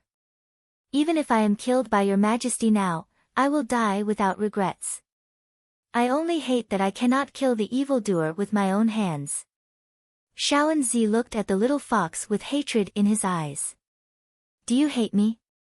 The little fox could not figure out how she had offended him. Of course I hate you. You made the emperor cruel. As a human, I was actually teased by a beast like you. Shaoanzi said hatefully. Ning Shu smiled faintly in his heart. No matter how small the nail was, it would still hurt. This was the price of being willful. Chapter 250. Huaqing regretted not taking down the marshal's residence. He wanted to take it slow, but with Hu-er by his side, he was afraid that if he was too aggressive, someone would hurt Hu-er. He wanted to slowly take the military power from old Marshal Zhao's hands. But now, he was forced to kill Hu-er by these officials. Huaqing wanted nothing more than to chop these officials up. Time waits for no one. Now, he was a fish on the chopping board. He couldn't even protect the woman he loved. Huaqing gripped the little fox's cold hand tightly. His eyes swept across the faces of these righteous officials. He calmly and coldly said, I've said it before. The woman beside me is not some golden fox in disguise. Little Anzi, that dog of a slave, actually dares to frame me. Emperor, why are you so stubborn? The old Grand Tutor straightened his back and said harshly, if the emperor doesn't kill this evildoer who brings disaster to the country, this old official will kill himself here with all the officials. This old official doesn't want the emperor to do anything that will harm the foundation of our ancestors, Emperor. Emperor, please kill this evildoer who brings disaster to the country. The officials knelt on the ground and kowtowed to Huaqing with serious expressions. Huaqing was so angry that he staggered. Were they threatening him with death? Huaqing didn't care about the lives of these officials at all, but he couldn't be labeled as muddle-headed. Huaqing, I'm so scared. When the little fox heard these people saying that they wanted to kill her, she was scared out of her wits. She felt very wronged. She was just a woman. What did she have to do with these people if she wanted to be happy? These people just wanted to kill her. Huaqing tightly held the little fox's hand and said firmly, with this one here, no one dares to do this to you. Emperor, you can't keep this witch alive. She really is a fox in disguise. This official has proof. Marshal Zhao knelt and cupped his hands to Huaqing. He waved his hand to the deputy general beside him. Then, guards came over with Taoists. Tell me the truth. Is the woman next to the emperor a fox spirit? Marshal Zhao fiercely said to these Taoists. Several Taoist priests knelt on the ground. The rain soaked their Taoist robes, making them look miserable. They looked haggard and dispirited. The Taoist priests looked at each other and finally said, the woman beside the emperor is a fox spirit. When the emperor found us, he wanted the golden fox to turn into a human. Ridiculous, this is simply ridiculous, Huaqing shouted. How can an animal turn into a human? Make a human for me. Huaqing felt very uneasy. These people had come prepared. He was really careless. He should have killed old man Zhao first. Then, the civil officials and military generals would not have joined forces to force him to abdicate. Animals can't transform into humans. It was me who offered the 1,000-year-old mermaid pearl. The golden fox swallowed the mermaid pearl to transform into a human, an elderly Taoist said hurriedly. Ning Shu, didn't they say that there was only one shark pearl in the world? Why was there another one? You. Hua Qing pointed at the people kneeling on the ground below. The moisture from the rain hit his body. It was very cold. Hua Qing suddenly felt very cold. Are you going to rebel and force me to abdicate? Hua Qing roared. We don't dare. We can only disregard life and death and get rid of the evildoers around us. The evildoers who bring disaster to the country. The Grand Preceptor said righteously, Your Majesty, you have been bewitched by this evildoer. You can't see the country and the people. If you let this evildoer do whatever she wants, I'm afraid that the Yen Kingdom will be destroyed. Hua Qing was so angry that his body was trembling. He forced himself to calm down and said coldly, Jin Ling is just a woman. She can't overturn the Yen Kingdom. You think too highly of her. Hua Qing knew who, She didn't care about glory and wealth. She didn't like power and liked to play. How could she overturn the country? Your Majesty, these ministers are working hard for the Yen Kingdom. Everything they do is for the country and the people. Your Majesty, you should give up on Miss Jin Ling. Humans and demons are different. Ning Shu bowed and said to Hua Qing. When Hua Qing heard Ning Shu's words, he immediately said sternly, Shut up. I suspect that you are jealous of Jin Ling. That's why you did this. Empress, your Shao family has a lot of troops and wants to rebel. I have known about your ambitions for a long time. Ning Shu's face was immediately filled with grievances, as if she had been wronged. She said, Your Majesty, Chinchia is just a woman in the imperial harem. How could I have the ability to make the ministers do such a thing? You are a woman. Jin Ling is also a woman. Why did you do this to her? Are you happy to hit her when she is down? I really misjudged you. Ning Shu was speechless. He was speechless. He wasn't going after Little Fox, he was going after you. Ning Shu wiped his tears with a handkerchief. The little fox looked at Ning Shu unkindly and said resentfully, Your Majesty, even if you hate me, you can't put Hua Qing in such a dilemma. Ning Shu, bah, the one who put Hua Qing in such a dilemma is not me. It is you. It is your willfulness that put Hua Qing in such a dilemma. Ning Shu didn't speak. He kept wiping his tears. His aggrieved look made people feel sad. What right do you have to point at my mother? She is the Empress of the Yen Kingdom. She manages the harem diligently so that my father has no worries. My mother did nothing wrong.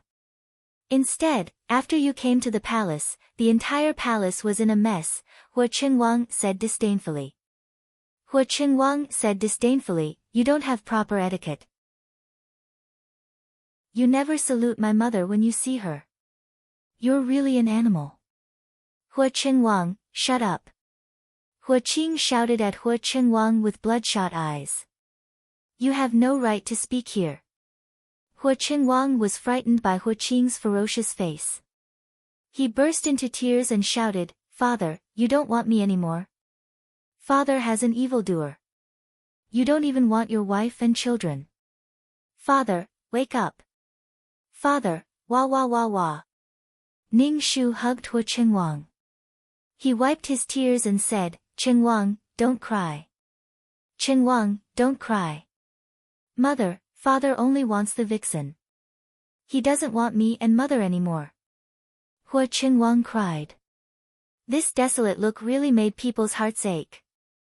Hua Qing was instantly labeled as someone who had abandoned his wife and child. You. Hua Qing's blood boiled in his chest. Blood flowed from the corner of his mouth. He stared at Ning Shu and Hua Qingwang with wide eyes. He said to Hua Qingwang with hatred, Little wolf, you actually want to kill your father. Father, I didn't. I just want father to leave this vixen. Mother and I can't live without father. Hua Qingwang's face was full of sorrow. Hua Qing looked at Hua Chenwang and said coldly, the blood of the Shao family flows in your body. You have wild ambitions. When you were born, I should have strangled you to death. Hua Qing's sudden words stunned all the officials. Even a vicious tiger would not eat its cubs. Now, the emperor wanted to kill his son. He was the same as King Zhou of Shang. Chapter 251. The rain stopped, but there was a cold chill. The atmosphere outside the bedchamber was extremely solemn. Hua Qing suddenly laughed. He looked at these officials and said coldly, "Speak, what do you want to do?" "Your Majesty, we just want you to mend your ways and kill the evildoer to restore order." The Grand Preceptor did not budge an inch. Hua Qing sneered. His aura was very frightening. "What if I don't? I am the son of heaven, but I can't even protect the woman I love. I am a useless emperor. Your Majesty, you are carrying the people of the Yan Kingdom. Even if we die, we will lead you to the right path." The imperial censor said loudly to Hua Qing. Hua Qing's expression was very cold. "If you want to die, I will fulfill your wish." Hua Qing pulled out the large knife hanging from the waist of the guard beside him. With lightning speed, he stabbed the knife into the imperial censor's stomach. It happened too quickly. Everyone was shocked. The imperial censor who was stabbed said with difficulty, "Your Majesty, please kill the evildoer. With this evildoer here, the Yan Kingdom will not be safe." Hua Qing's face was livid with anger. He had actually helped the imperial censor achieve his eternal reputation. He was afraid that future generations would remember this official who had died for his remonstrance and was killed by him. Hua Qing's hand holding the knife trembled. His head was buzzing and cold sweat broke out on his back. Ning Shu was also shocked by Hua Qing's actions. He quickly said to Qing Zhu, "Quickly call the Grand Preceptor. Don't let anything happen to Lord Wang." Qing Zhu quickly turned and ran. Ning Shu did not expect Hua Qing to make a move. The little fox was indeed his reverse scale. He would go crazy when others touched him. The imperial censor who was killed spat out blood. Until his last moment, he tried to persuade Hua Qing. "Your Majesty, please kill the evildoer. Kill the evildoer." Before the imperial physicians could arrive, Lord Wang had already breathed his last. His blood flowed into the distance along with the rainwater, and the guards immediately carried Lord Wang away. Ning Shu looked at Hua Qing with heavy eyes. When he turned his head, he saw the little fox covering her mouth in shock. He coldly said to the little fox, "The emperor did such an irrational thing for you. If you really love the emperor, you should end your own life. Don't make things difficult for the emperor. The emperor has labeled you as an incapable ruler." Ning Shu had only said it casually. He was sure that little fox would not dare to commit suicide. In essence, little fox was a selfish person. "Shao Shao, shut up." Hua Qing stood in front of the little fox with a knife dripping with blood. "Jin Ling is my beloved woman. No one in this world can hurt her." Ning Shu was speechless. "All right, as long as you're happy." Hua Qing's actions stunned everyone. The officials kneeling on the ground were livid. The Grand Preceptor was so angry that he staggered. His voice trembled as he said, "Your Majesty, you might as well kill this old official. If you kill all of us, the Yan Kingdom will be in danger." As the Grand Preceptor spoke, he began to cry. "Previous Emperor, this official has wronged you. I did not assist the Emperor properly and allowed the Emperor to be bewitched by the evildoer and do such a cruel thing. Your Majesty, the officials just want to know your stance. Why don't we lock up this vixen first?" Ning Shu walked in front of Hua Qing and bowed. "Shut up, Shao Shao. Don't think that I don't know what you're thinking." Hua Qing looked at Ning Shu with cold disgust. Ning Shu said aggrievedly, "Your Majesty, everything this concubine has done is for your Majesty. But in this situation, someone has to take a step back.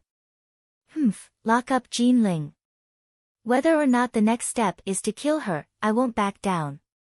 Without Jin Ling, I don't want the throne or the Yen kingdom.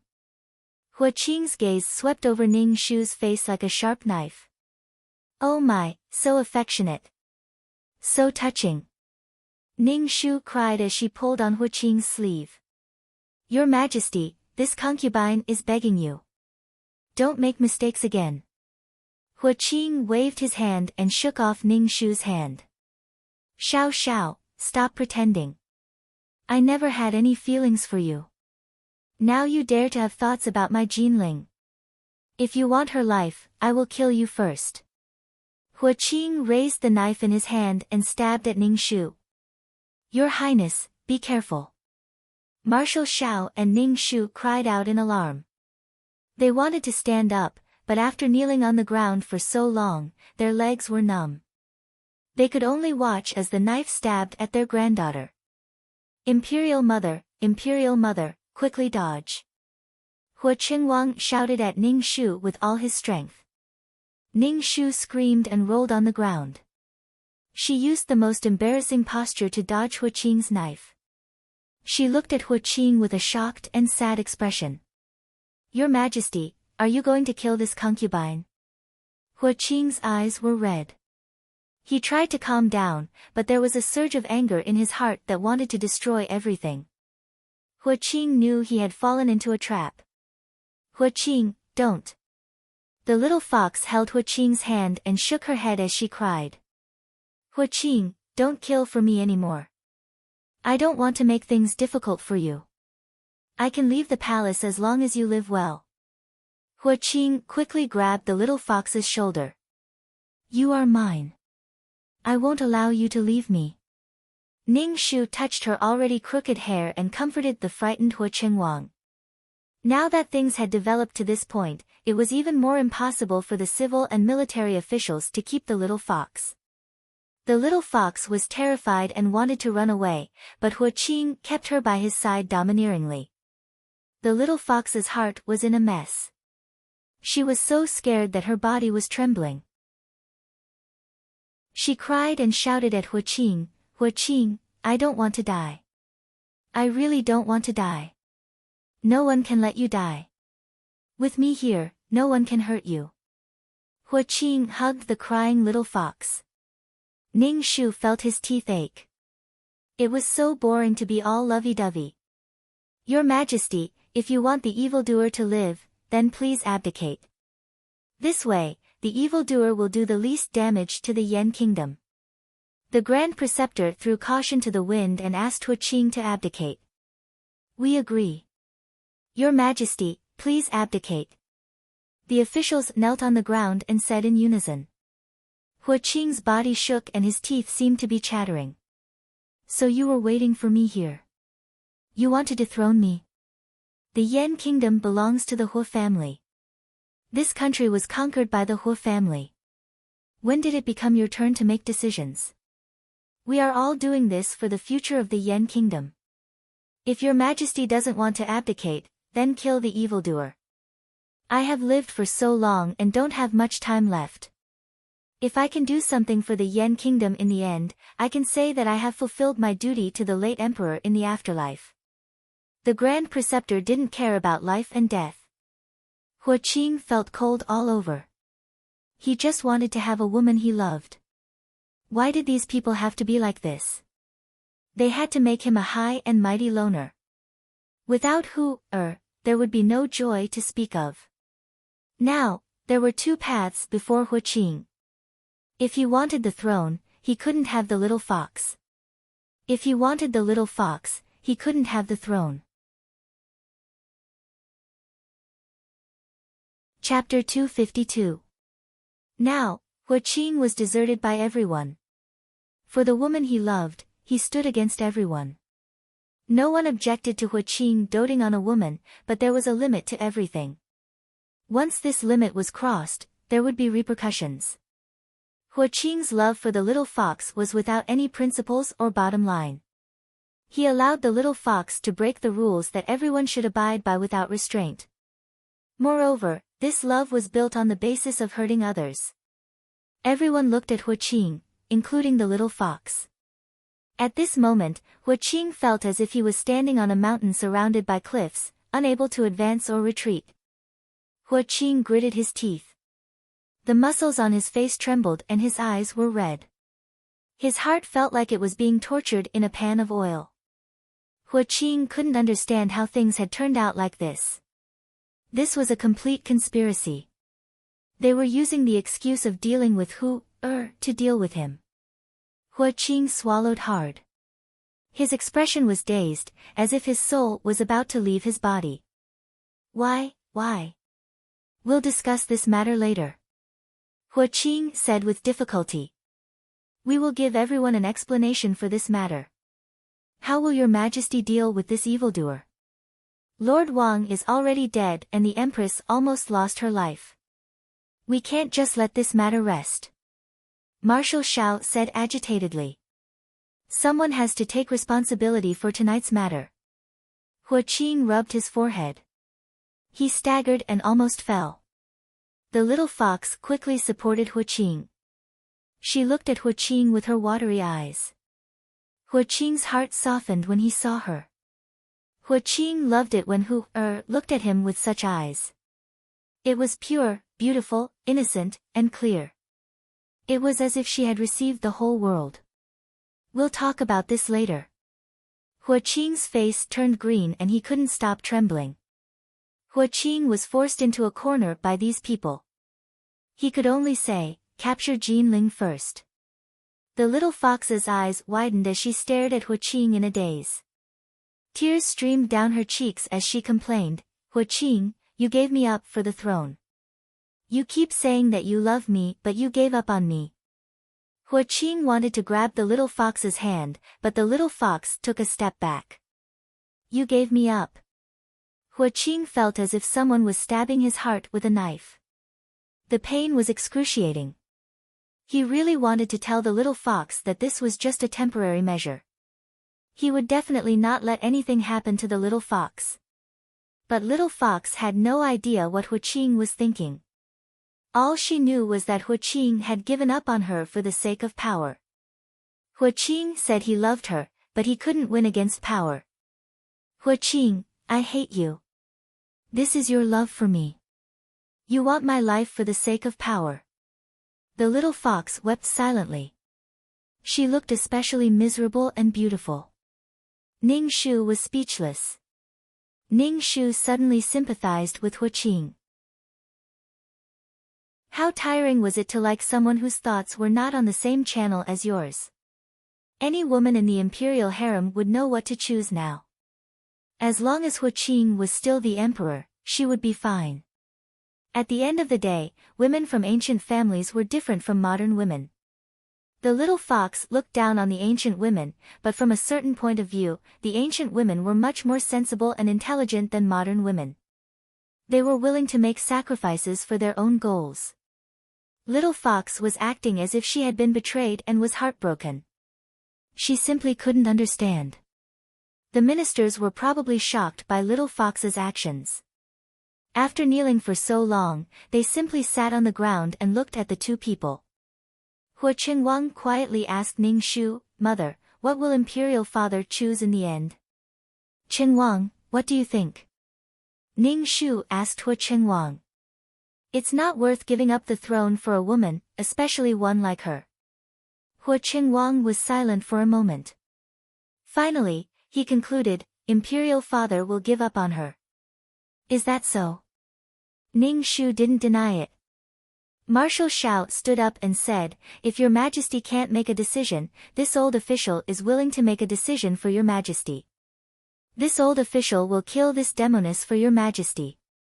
After this, if your majesty wants to kill me, this old official will have no objections. Old man, don't you dare. Hua Qing stood in front of Little Fox and coldly shouted at Marshal Xiao, Are you trying to rebel? In order to set things right, even if this official is accused of rebellion, this old official will have no regrets. Marshal Xiao's beard was white. When he said such words, it made people's hearts sour. It made Hua Qing seem even more foolish. Eunuch Chiu rushed over and said in Huaqing's ear, "Your Majesty, Marshal Zhao's army has taken control of the entire capital. The palace has been surrounded." Huaqing's hand trembled. This day had indeed come. Huaqing regretted not getting rid of the Zhao family earlier. Now, he was being harmed instead. Now that things had developed to this point, there were no three paths for Huaqing to take. Huaqing looked at the heartbroken little fox and the aggressive ministers. It was as if all his strength had been sucked away. He felt indescribably helpless. "Can I send this woman away?" Huaqing was already showing weakness by saying this. The ministers shook their heads. "This woman is a demoness. If she's not of our race, we will kill her. If she harbors resentment, it will also be harmful to the Yan kingdom." "Huaqing, I was wrong about you. I thought you truly loved me, but you did it for the throne." Little Fox shook her head with tears streaming down her face. She looked as if she couldn't accept it. "Okay, I'll leave. I don't want to see you again." She came to the ancient times and fell in love with a man, but this was the result.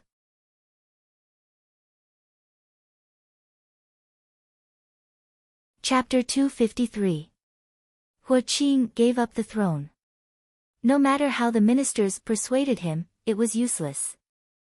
Huaqing took the opportunity to say that if the little fox stayed by his side, he would continue to be the emperor. The ministers immediately calmed down and didn't say anything. Huaqing had no choice but to give up the throne. Otherwise, the little fox would die. Now that the entire palace was surrounded, he was like a crab with its claws tied. He couldn't bear to let Hu-Er get hurt. Seeing the tears of joy and the deep affection in Hu-Er's eyes, Huaqing felt that it was worth it. Perhaps he and Hu-Er would have a different life. In the end, Huaqing and the little fox were restrained in the bedchamber. Huaqing's eyes landed on Ningxu. He said coldly, "Empress, you are the one who brought disaster to the Yan kingdom." Ningxu didn't understand. She said with grievance, "I don't understand what you are talking about, Emperor. You led the wolf into the house. Your Zhao family wants to be the master of this country. You have wild ambitions. I have always been on guard against your Zhao family. I didn't expect you to be one step ahead. I missed a good opportunity." Huaqing looked at Ningxu with disgust. "I have always hated you. Back then, it was as if I begged to marry you. I have always hated you. I should have strangled Huaqing." Ningxu bowed and said lightly, "Thank you, Your Majesty, for tolerating Qinxie for so many years. Back then, Qinxie did not force Your Majesty to marry Qinxie. Instead, Your Majesty married Qinxie for the throne. Qinxie has nothing to feel wronged about, so why should Your Majesty feel wronged?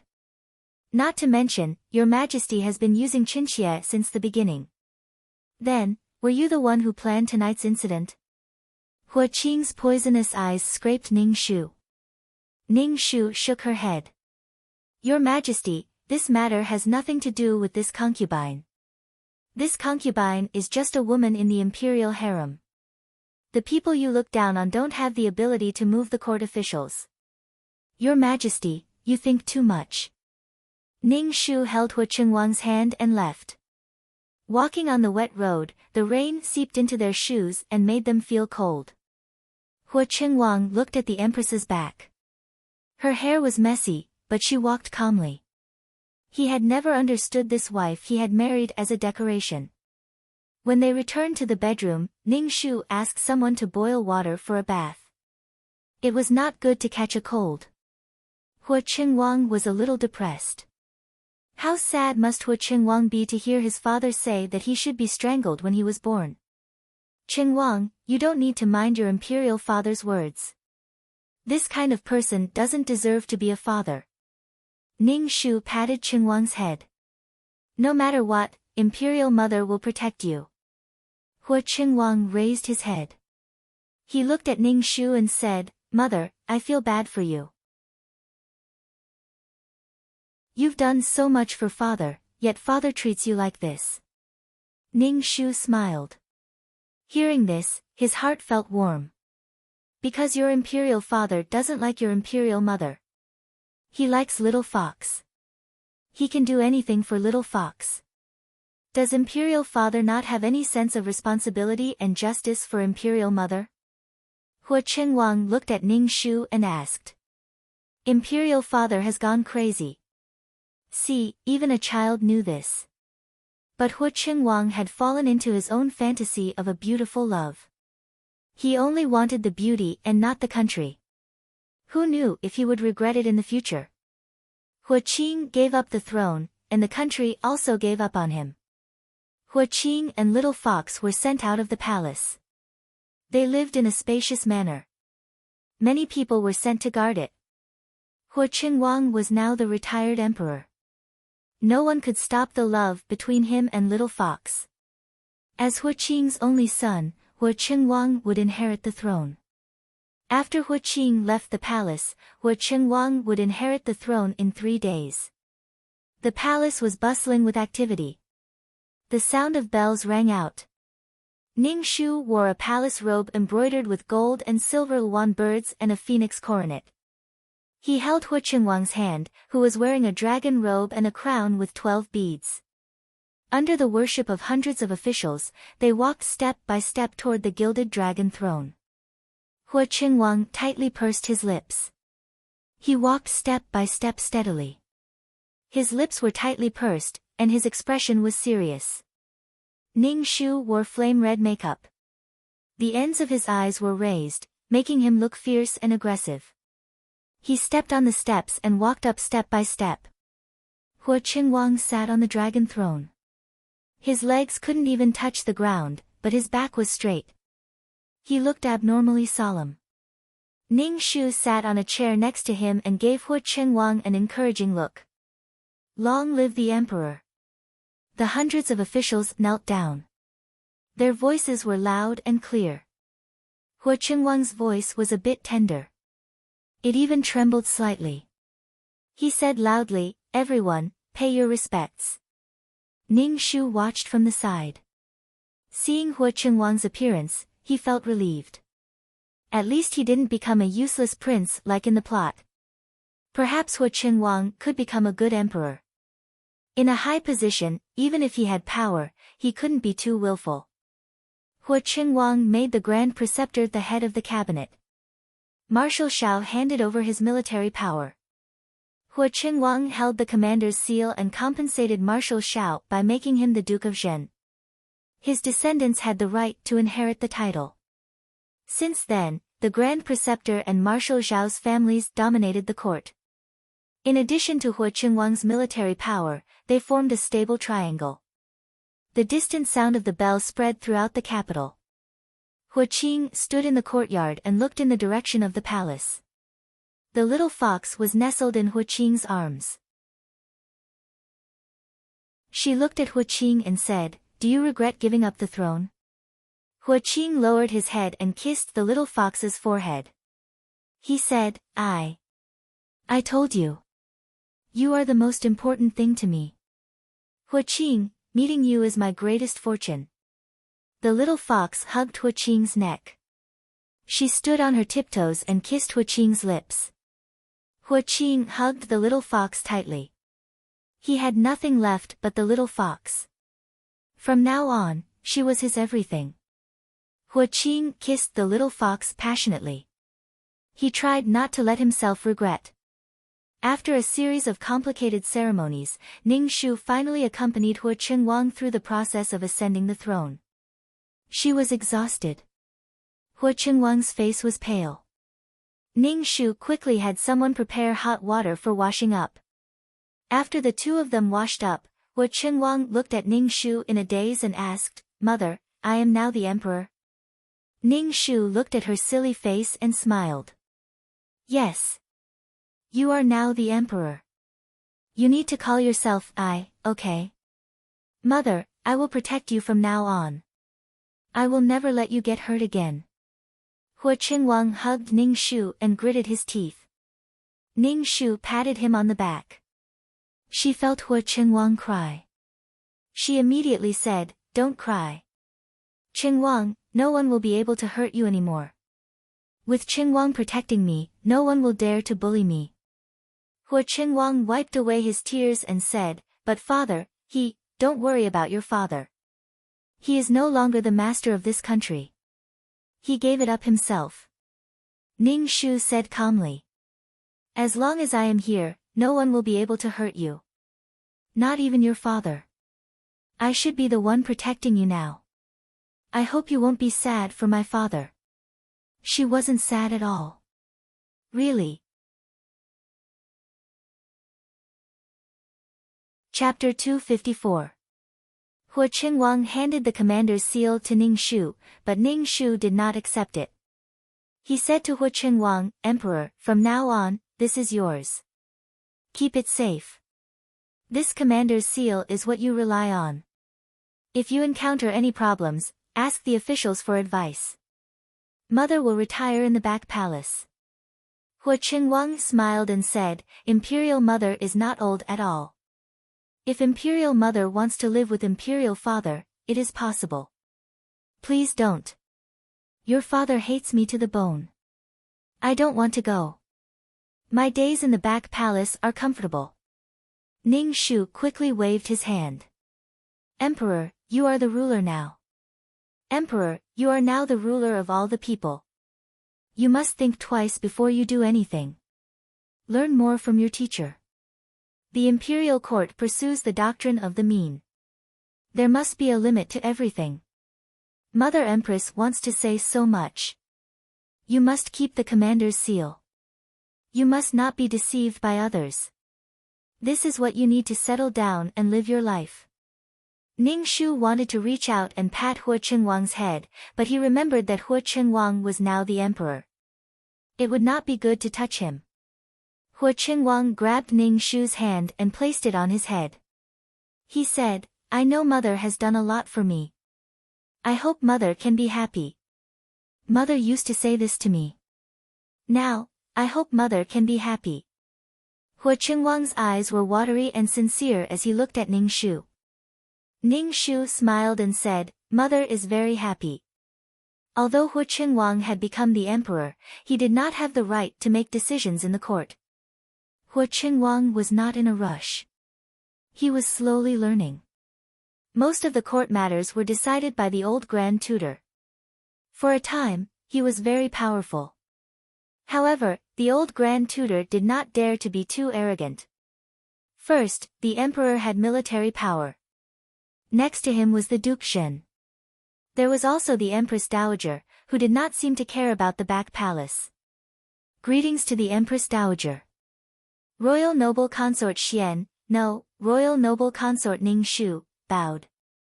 Why don't you take good care of your body? You look thinner than before. Ning Shu looked at her and asked. Now that she was able to eat and sleep well and didn't need to scheme against each other, her days were too comfortable.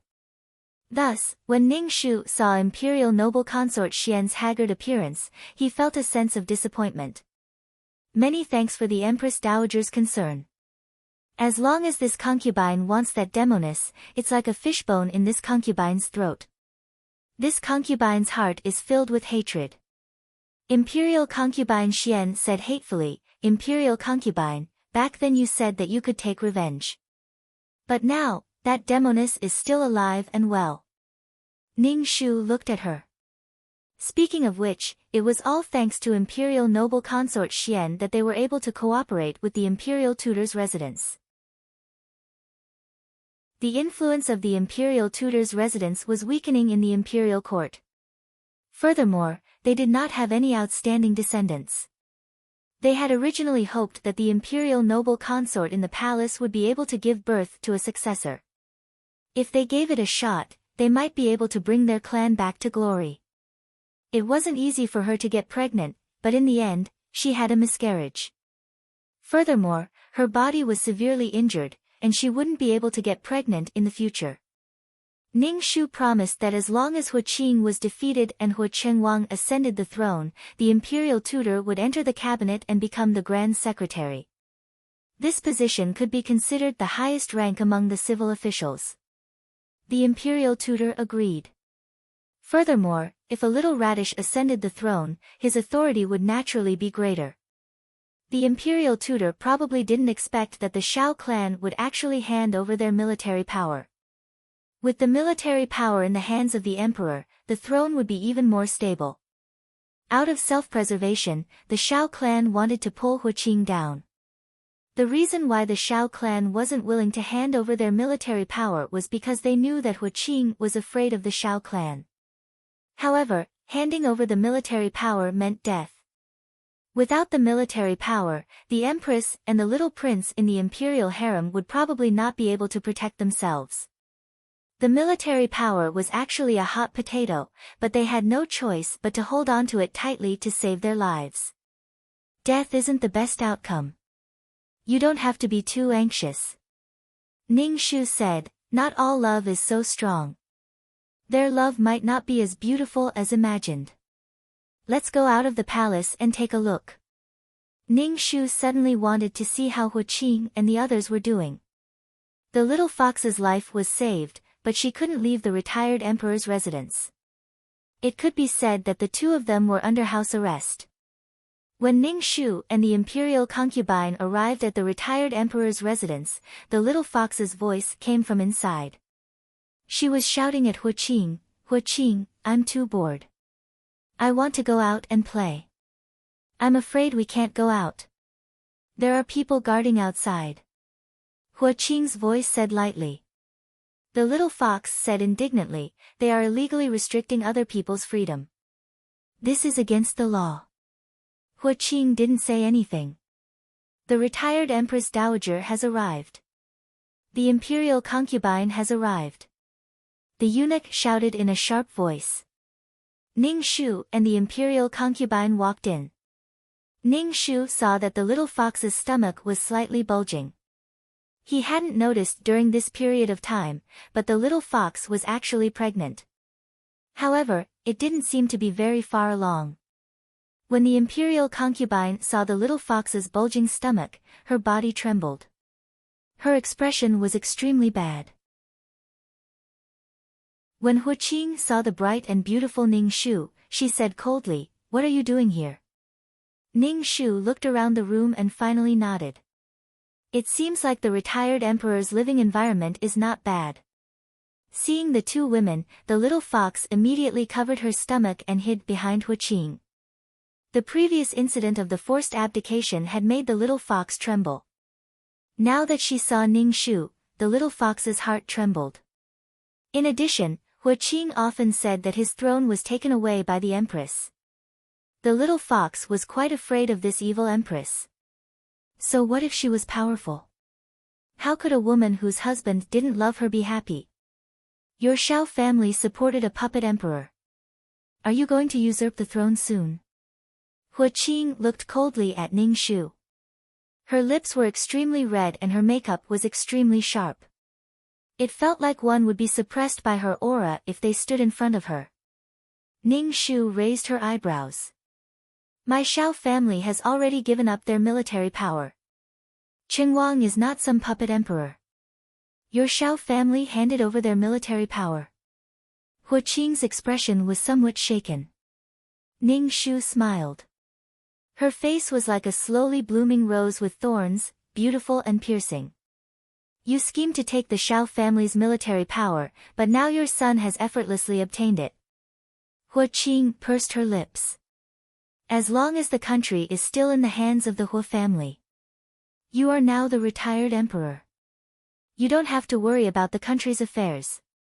Ning Shu smiled. I wish you all happiness. Ning Shu turned and left. She could tell that Huqing wasn't doing well. There was a hint of depression between her brows that couldn't be dissolved.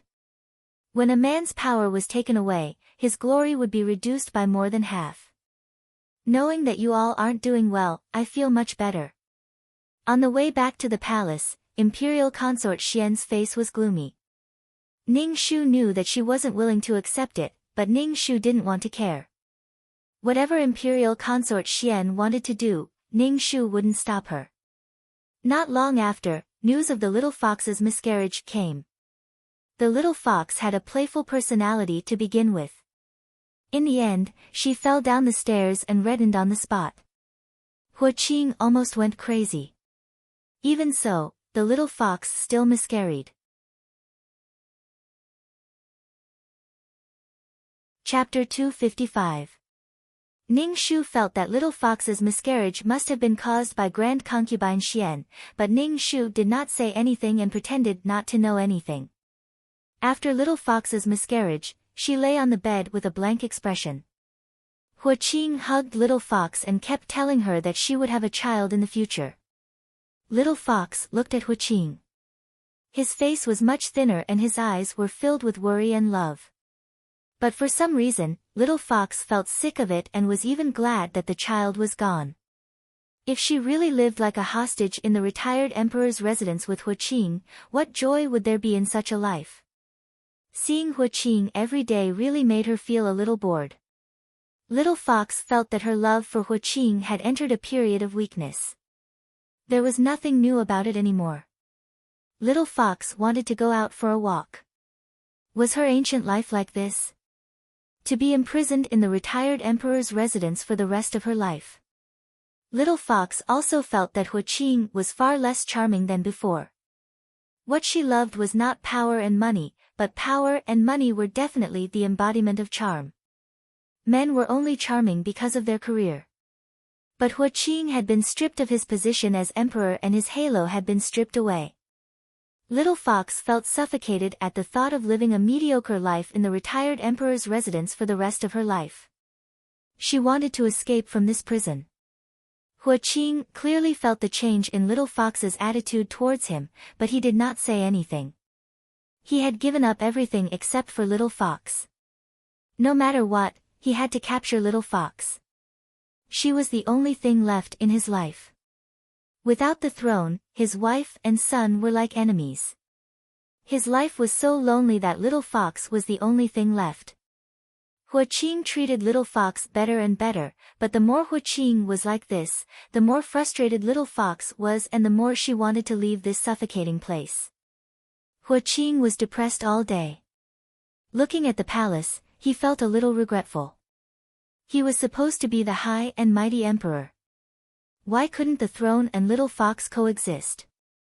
Huaqing and little fox began to argue. Little fox cried and threw a tantrum to leave, but Huaqing could not let her go.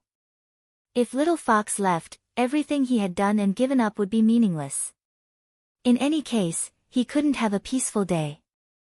When Ning Shu found out that little fox had escaped from the retired emperor's residence time and time again, only to be caught by the people who were monitoring her, he was so angry that he almost went crazy. Huaqing did not care about it, but there was only resentment between the two. Huaqing complained that little fox did not understand him, and that he had sacrificed so much for little fox, but little fox complained that Huaqing was selfish, trapping herself in such a place and making life boring. It was only then that Huaqing truly felt the difference in little fox. No other woman was as passionate about running outside as little fox. Other women would never step out of the house, but little fox would die if she stayed at home. Ning Shu smiled faintly. He seemed to be extremely loyal, but he couldn't withstand the ravages of time and details. The giant wheel of love sank just like that. Ning Shu called Huaqing to the palace for a meal. Now that her mission had been completed, it would not be long before she left this world. Before she left, she wanted to have a meal with her temporary son. Huaqing grew very quickly. He was already at Ning Shu's chin. He ate everything during meals, but he didn't eat much.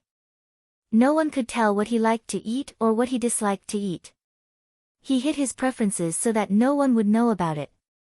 Ning Shu placed Huaqing's favorite food on his plate and said to him, "Mother's Qingwang will definitely be a good emperor. Your son will not disappoint mother's expectations." Huaqing said very seriously. Ning Shu smiled and said, "I hope that in the future, when you have a woman you like, it's okay to dote on her. Don't ever be like your father, who only left behind exhausted ashes in the end due to overly intense feelings." A gentle flow of water is beautiful. Most importantly, don't fall in love with a woman who is too stupid. Your son understands. If I have a woman I like in the future, I will definitely let mother take a look. Hua Qingwang nodded and said with a smile, with father's example, your son does not dare to fall in love with women. As long as you have a sense of propriety. Ning Shu said. Finally, he patted Hua Qingwang's head and said, Qingwang, good luck. After the meal, Hua Qingwang left. Ning Shu lay on the bed and took a nap. Ding, Ning Shu, moi, did you miss me? 2333's voice suddenly sounded in his mind. Ning Shu said, scram. Would it kill you to be nicer to me? 2333's voice sounded very wronged. Mission completed, Livren World. Ning Shu's head buzzed and then he did not feel anything. When he woke up, he was in the dimensional space.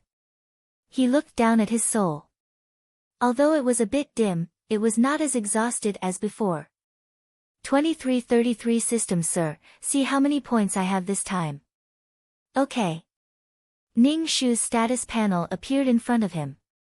Number, 23333 name, Ning Shu age, 27 experience, 80000600000 soul, 200 HP, 50 wisdom, 85 charm, 3 luck, 34 spirit, 120 martial strength, 10 aptitude, 26 merit, 5 skills, 5 ring spear technique, trash fighting technique, trash entry level peerless martial arts honorary title, goddess of war, mother of the world, queen's blessing, mission completion, 100. Received 10 attribute points. Ning Shu raised his eyebrows and asked 2333, what the hell is this mother of the world aura? You changed Hua Qingwang's fate. The original owner, Xiao Xiao, is grateful to you. You have the halo of being the mother of the world. Actually, this is the original owner giving you some of the people's faith. He also gave you some of his luck. That good? Ning Shu was a bit surprised.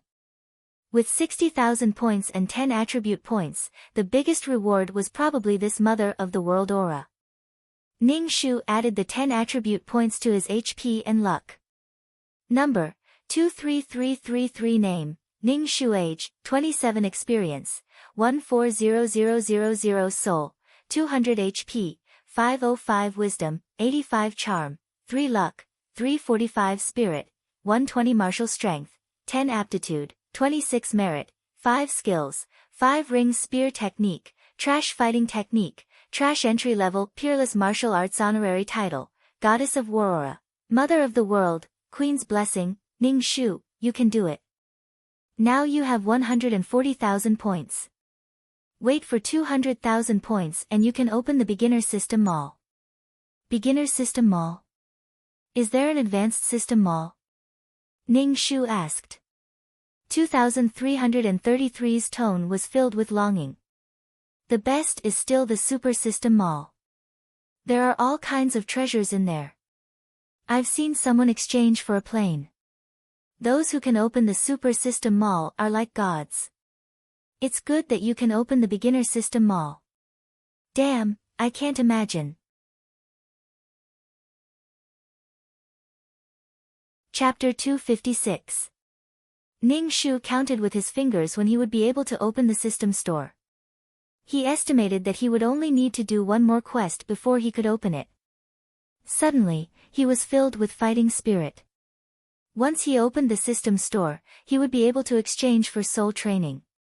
He wouldn't have to train like a tortoise anymore. Every time he stayed in the quest world, his soul would be greatly depleted. Ning Shu, do you have a quest to complete? 2333 Ning Shu asked. Ning Shu asked, what's a quest? It's a quest to make the target fall in love with you. 2333 explained. Ning Shu was speechless. Ha ha ha, fall in love with me. Ning Shu pointed at his own nose. With my 3 points of charm, do you think I can make someone fall in love with me? Don't belittle yourself. You're actually quite handsome. 2333 said, besides, you're using the body of the defiant attacker. You're using your soul to conquer him. Ning Shu waved his hand. I'm not going. Why not? 2333 was puzzled. This quest is very popular. It wasn't easy for me to get it. It's also very easy. This quest is easy. How can it be easy? Ning Shu's expression was calm. It's to make someone fall in love with someone else. 2333 quickly said, that's right. You just have to make the target fall in love with you. It's better than fighting and killing. It's easier and easier than the tiring quests. Fall in love with me or the original owner? Ning Shu frowned. 2333 immediately said, of course it's the original owner. If not, why would the target pay the price to be conquered? Ning Shu, is there something wrong with your brain? Can't you understand something as simple as this? Ha ha ha, you're the one with something wrong with your brain. The original owner and I are not the same person. After I left, the original owner returned to his body. How can love be gained through a quest? Ning Shu waved his hand. I'm not going to do this quest. Can a relationship gained through someone else's quest last? She could leave the mission world without any reluctance because she didn't have any emotional entanglements with the people inside. Love was mutual. It wasn't as if you could win someone's heart by doing a few things. You also had to give your heart. This kind of thing is the most mysterious. Even the true love between the male and female lead can be torn apart, let alone this kind of illusory love. Since the Wishmaster wanted to use her soul power to make the target fall in love with her, it meant that the target didn't love the Wishmaster at all. Ning Shu felt that she didn't have the ability or charm to make the man fall in love with her. If he didn't love her, then he didn't love her. Emotional debt was the hardest to repay. Furthermore, using such a method to get close to the target meant that this relationship wasn't simple from the start. 2333 system, don't give me this kind of quest in the future. I can't do it, Ning Shu said directly. Ning Shu would rather do some fighting and killing quests. At least he felt happy. Alright, you really don't know how to appreciate my kindness. I think you're working too hard on the quests. You can make simple quests so complicated. Take the Empress quest for example. You can totally woo the Emperor Huqing. With Huqing around, nothing will be a problem, 2333 said. In the end, you made it so complicated. You formed factions and usurped the throne. Aren't you tired? Ning Shu was speechless. I'm happy. Do you want to sleep with me and Huqing? Do you really think the Empress wants to see another woman in her body sleep with her husband? Ning Shu dared to guarantee with his own head that if she really slept with Huqing, the Empress would never give her the halo of being the mother of the world, even if this man had wronged her a lot. However, if her husband fell in love with someone suddenly appeared and slept with her, it would be even more humiliating for the Empress. 2333, you're a system after all. You don't understand humans, and you don't understand human women. This kind of creature is so complicated that it will burn your main brain, Ning Shu said disdainfully. 2333, don't give me this kind of quest in the future. I can't do it. Ning Shu reiterated again. He didn't want to do this kind of quest that was deceptive. It was too tiring. Ning Shu sat cross-legged on the ground and began to cultivate. After some time, Ning Shu opened his eyes. He saw that his soul had become thicker and felt a sense of accomplishment. 2333, let's start the quest, Ning Shu said as he stood up. 2333 said weakly, okay. He was probably dissatisfied with Ning Shu's rejection. Ning Shu also felt that rejecting 2333 was too stiff. He wanted to say something, but his mind went blank and then he lost consciousness. When Ning Shu woke up, he found that his body was flying. Then, he fell to the ground with a bang. He was in so much pain that he couldn't stop breathing. His body was about to fall apart. A hot and sticky liquid surged up his throat. He spat out a mouthful of blood. Damn, what's going on? It's so painful. Niece, aren't you a little too vicious? A man's voice was filled with resentment. Uncle Wei, it's hard to avoid accidental injuries in a duel.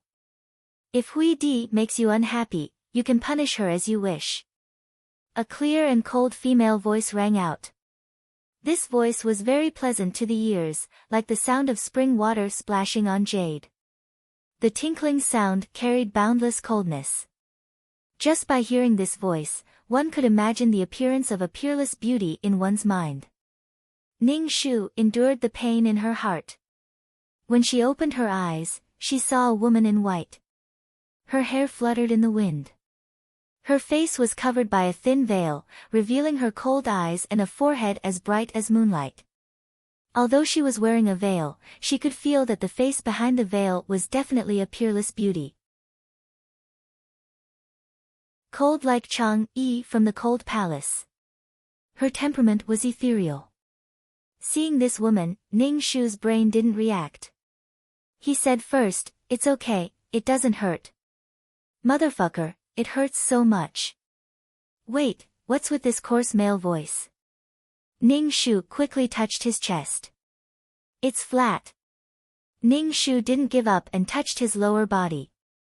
There was a lump hanging down there. Damn, what's going on? Shi Huidi saw this man doing such a vulgar action in front of her.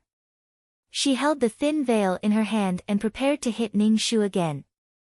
Ning Shu still hadn't recovered from the shock of transmigrating into a man.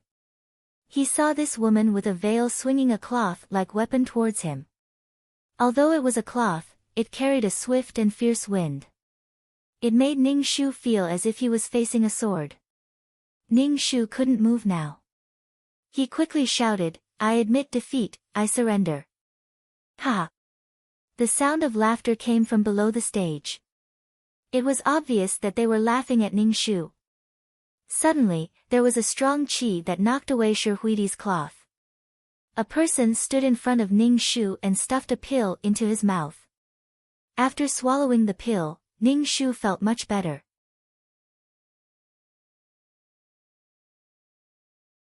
Chapter 257.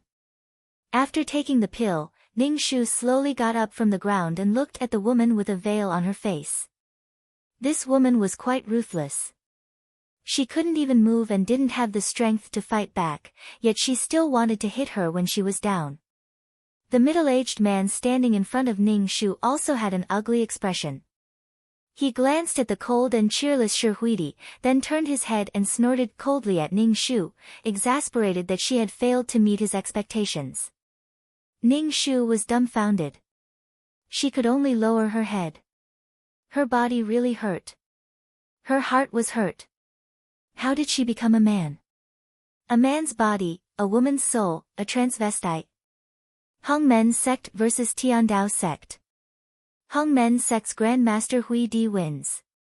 The referee shouted. Ning Shu looked around. It was probably a competition between disciples of different sections. She was defeated by this woman called Shi Huidi. Looking at this woman, Ning Shu's heart was restless. This wasn't Ning Shu's feeling but the reaction of this body. The middle-aged man saw Ning Shu's expression and his face turned ugly. He poured out another pill from the jade bottle and stuffed it into Ning Shu's mouth. Go back to your room and heal yourself. If you don't cultivate properly in the future, this kind of shameful thing will happen again. Yes. Ning Shu responded. She had no idea where her room was, so she simply covered her chest and fell asleep on the ground, unable to get up. Ha! The crowd laughed again. The middle-aged man looked around coldly. Only then did the laughter die down. He ordered people to carry Ning Shu away. Ning Shu, who was carried to her room, was lying on the bed. She roared at 2333 in her mind. How did I become a man? I'm sorry. I located you wrongly. You know that I used a lot of energy to save you last time. 2333's voice was filled with guilt. Ning Shu, I'm short of breath. But this man is also a rebel. Since you transmigrated into his body, you should help him complete the task. 2333 said weakly. I don't want to talk anymore. I don't have any energy left. Ning Shu was speechless. Ning Shu was at a loss. He was used to peeing while squatting. Suddenly, he had to stand up and take out something to pee. Ning Shu felt that he couldn't do it. With grief, anger, and helplessness, Ning Shu began to accept the plot. This was a world of cultivation, where the strong were respected and the weak were treated like dogs. The original owner was called Wei Liangyue, and people called him Prince Liangyue. His father was an elder of the Tiandao sect, and he was a true rich second generation. He had a lot of cultivation resources, but because of his powerful father, the original owner was always successful in the Tiandao sect. Even when he went out, people would give face to his father and not make things difficult for him. The original owner didn't like to cultivate at all. She was passionate about the matters between men and women. This kind of reputation spread out. Moreover, the original owner had a fiancé, Shi Huidi, who was on the stage before. The original owner really liked this fiancé. Shi Huidi looked like a human character. Even if the original owner had slept with so many women, he still liked Shi Huidi in his heart. However, the original owner was a useless man who relied on his father's protection. He was also a man who ruined many women. Shi Huidi hated this fiancé of hers. She even wanted to kill Wei Liangyue time and time again. This marriage was a marriage between the Hongmen sect and the Tiandao sect. To put it bluntly, Shi Huidi couldn't make the decision.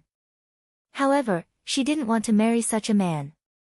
The main character of this world was a male disciple of the Hongmen sect, Yi Yu. He was a man with great luck. His cultivation was like a cheat. Moreover, he could kill people above his level. All the geniuses would be killed in an instant in front of him. All kinds of fortuitous encounters and magic treasures were piled up on him. An outstanding man would always have many women by his side. Even Shi Huidi was awed by the brilliance of this junior brother. Moreover, Yi Yu loved every woman. He loved every woman.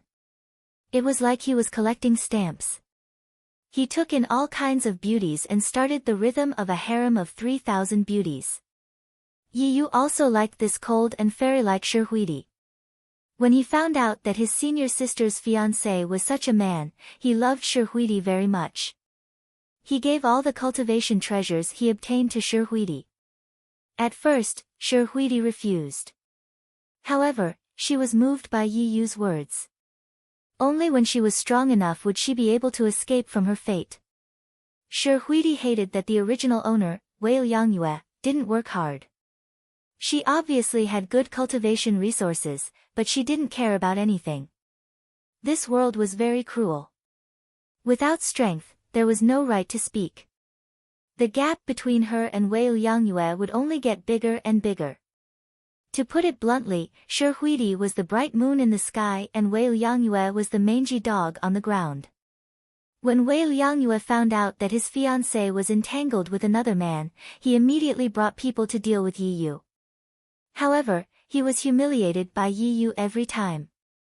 Then, all the equipment on his body was plundered by Yi Yu. Wei Liangyue was simply Yi Yu's gift boy. Wei Liangyue and Shi Huidi were finally going to get married. During the wedding, Yi Yu flew into a rage because of the beauty and snatched Shi Huidi away. Meanwhile, Shi Huidi, who was about to become his wife, was crying in another man's embrace. She looked as though she was moved beyond words. This made Wei Liangyue so angry that his liver hurt. Wei Liangyue's father was very protective of his son. When he saw his son being humiliated, he wanted to kill Yi Yu. However, who was Yi Yu? He had divine artifacts, divine beasts, and all kinds of trump cards. Wei Liangyue's father, who had underestimated his opponent, was heavily injured. He snatched the bride in front of the Heavenly Tao sect and heavily injured an elder of the Heavenly Tao sect. This was simply slapping the Heavenly Tao sect's face. How would they still have the face to stay in the cultivation world? Therefore, he wanted to kill Yi Yu.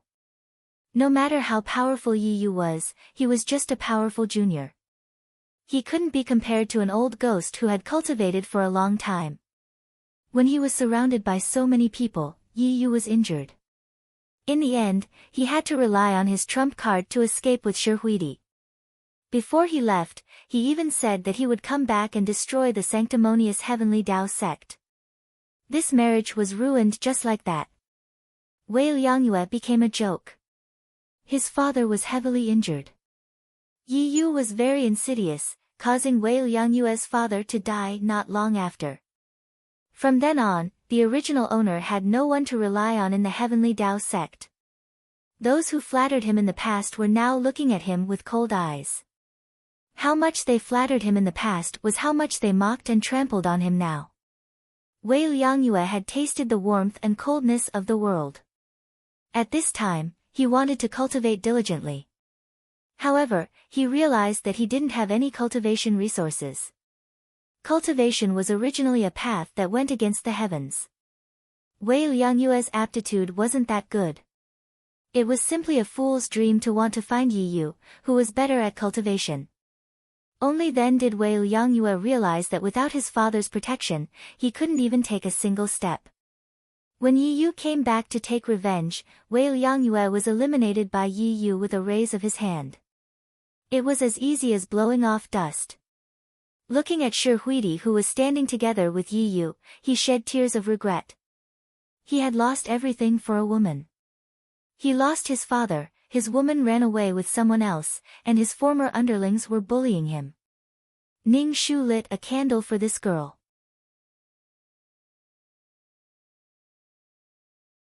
Chapter 258. Wei Liangyue's wish, I don't want my father to die. His father lost his life because of him. He let down his father who loved him dearly. Ning Shu looked at this wish. It was only true between his father and family. There was no mention of revenge or Shi. The person that the original owner regretted the most was his father. Actually, this Wei Liangyue was just a small cannon fodder. He was just a small stumbling block on the male lead's path to glory. He was just a bug that prevented the male lead from hugging the beauty. He just needed to stomp him to death. Ning Shu sat up and started cultivating according to the original owner's memory. The original owner encountered all these things because he wasn't strong enough.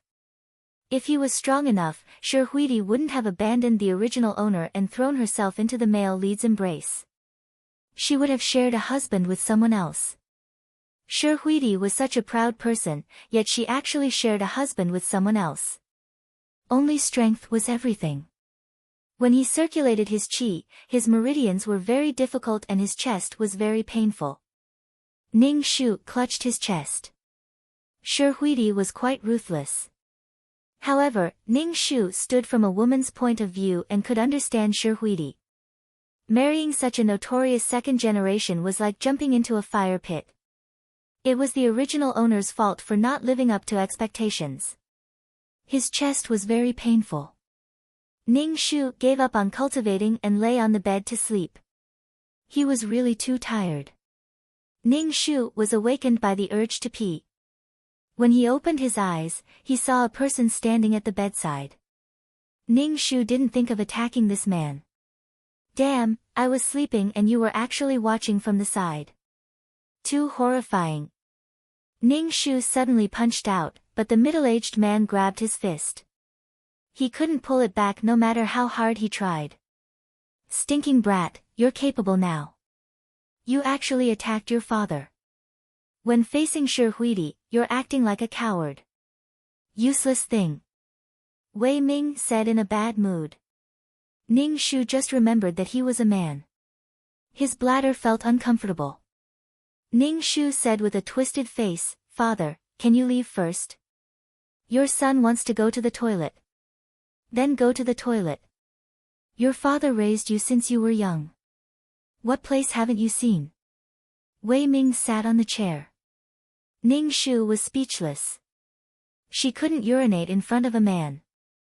Ning Shu felt like his bladder was about to explode. In the end, he left the room and found a secluded place. Trembling, he took out something and peed. After peeing, Ning Shu quickly fastened his pants and washed his hands many times. When he touched something soft, Ning Shu felt that his pure hands were going to rot. Ning Shu returned to his room and saw Wei Ming drinking tea. Wei Ming was tall and had the aura of an expert. Ning Shu walked in front of Wei Ming and said directly, "Father, I want to break off the engagement with Shi Huidi." Ning Shu decided to generously help these two people. If they didn't get married, Yi Yu wouldn't come to steal the bride and Wei Ming wouldn't be injured by Yi Yu. Wei Ming's expression froze as he sized up Ning Shu. "Brat, have you been beaten silly by Shi Huidi? Don't you like that girl a lot? She hates me. During the competition, she wanted to kill me. If it wasn't for the soft armor father gave me, I would have been killed by her." Ning Shu shook his head. "She doesn't like me." Wei Ming slammed the table, looking angry. "I said that Shi Huidi is arrogant and not suitable for you. But you like her. The Rainbow Sect wants the Heavenly Tao Sect to develop the Yuan Crystal vein, so they made this engagement. Yuan Crystal is a cultivation item in this world. It contains Heaven-Earth Yuan Qi. Cultivators absorb Heaven-Earth Yuan Qi. Yuan Crystal vein is related to the rise and fall of a sect. This woman is vicious and merciless. Sooner or later, you will fall in the hands of this woman."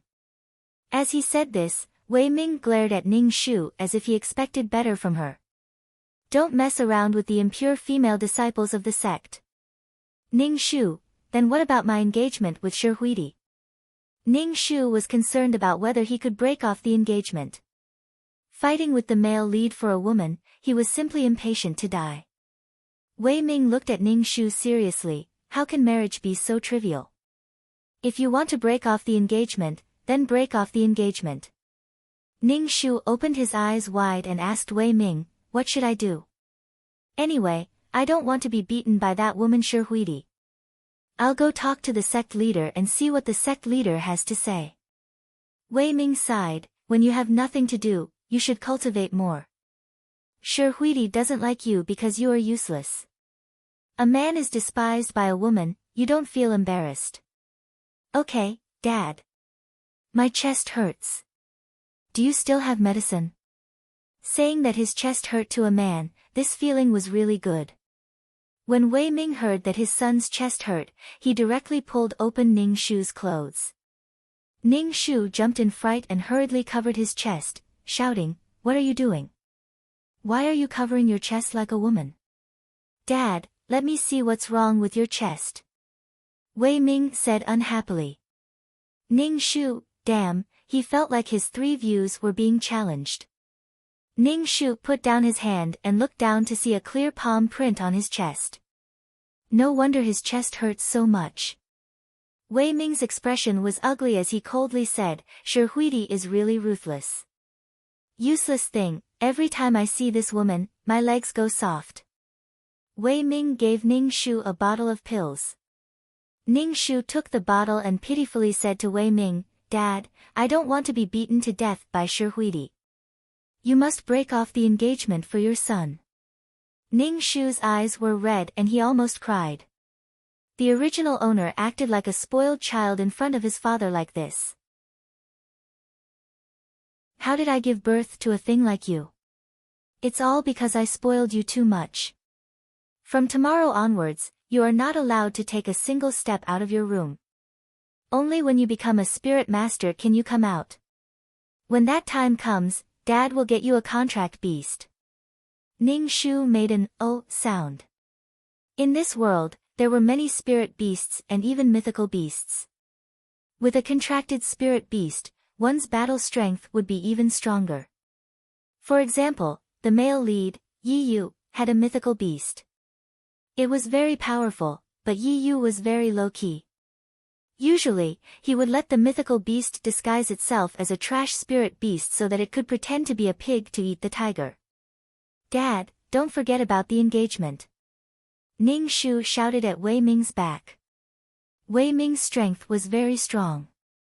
In the entire Tiandao sect, he was ranked at the top. Otherwise, how could Wei Liangyue, this second-generation ancestor, be like a fish in water in Tiandao sect? Wherever he went, there would be lackeys behind him. Ning Shu poured out a fragrant pill from the jade bottle and swallowed it. He felt a cool flow of energy in his body slowly healing his body. He used the little energy in his body to dissolve the pill. When the pill's effect disappeared, he stuffed another pill into his mouth. During this period of time, Ning Shu did not go out. He hid in his room to heal and cultivate. During this time, Wei Ming came to see his son. When he saw that his son was actually cultivating honestly and did not fool around with women, he was so shocked that his eyeballs almost fell out. He understood his son. He could not endure even a little bit of hardship. Now that he was willing to calm down and cultivate, it seemed like he was really stimulated by Shihuidi.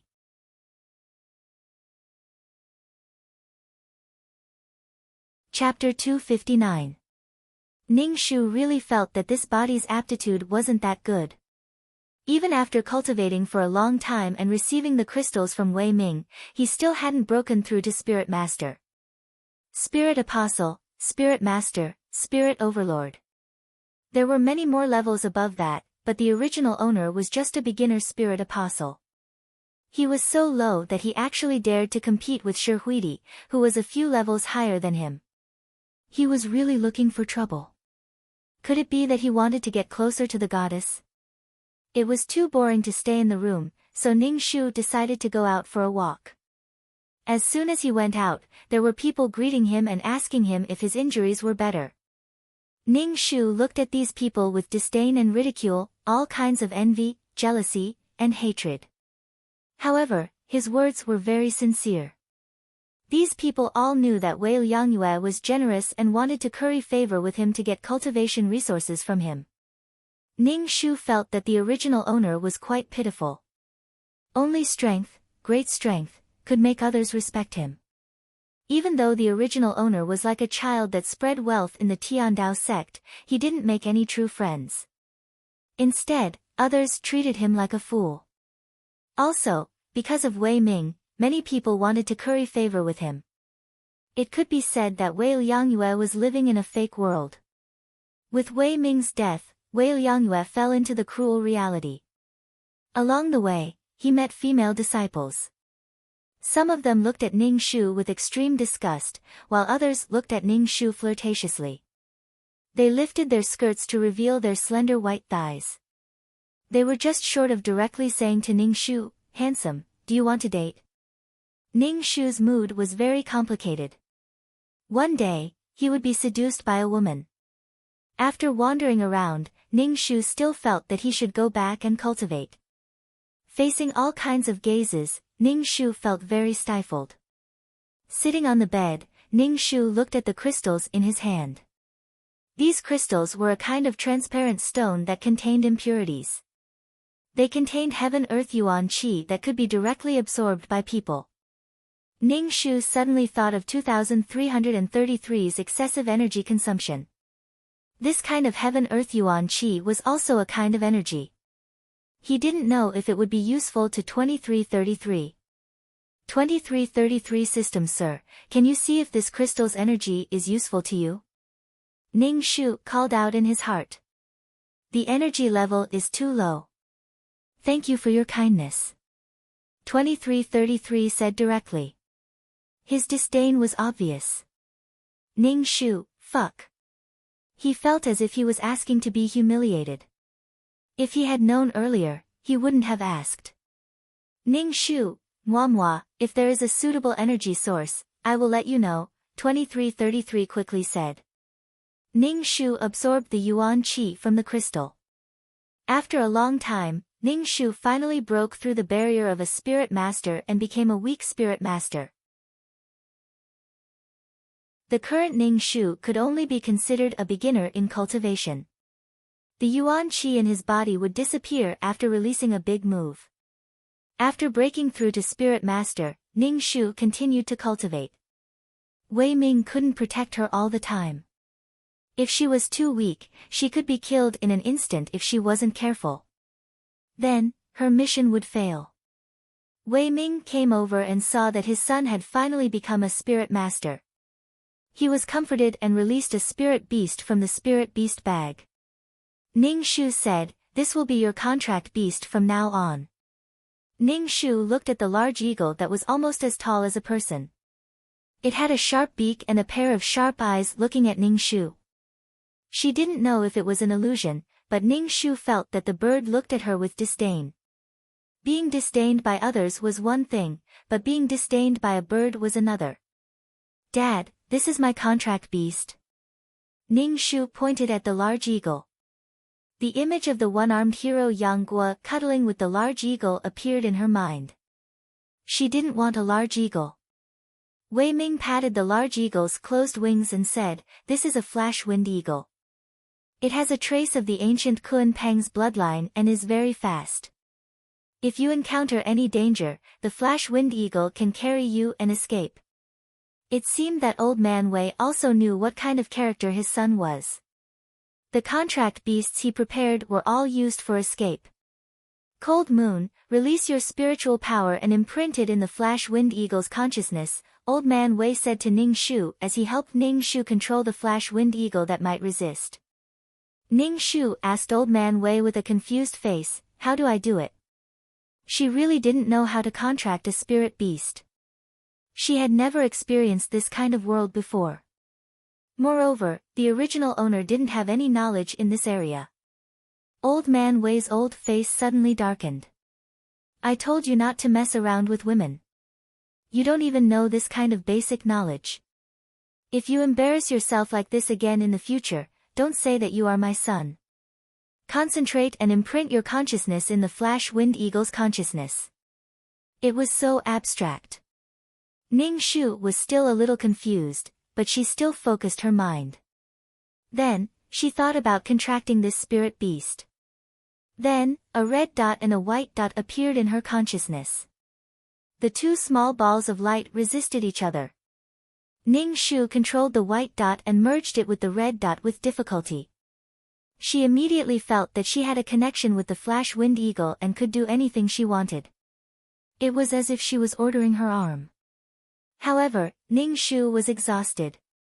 Her whole body was covered in cold sweat as if she had just been fished out of the water. When Old Man Wei saw that Ning Shu had finally succeeded, he smiled. However, when he saw Ning Shu's sorry state, he immediately said in a bad mood, "Look at you. You are really embarrassing your father." "Okay, it was quite embarrassing.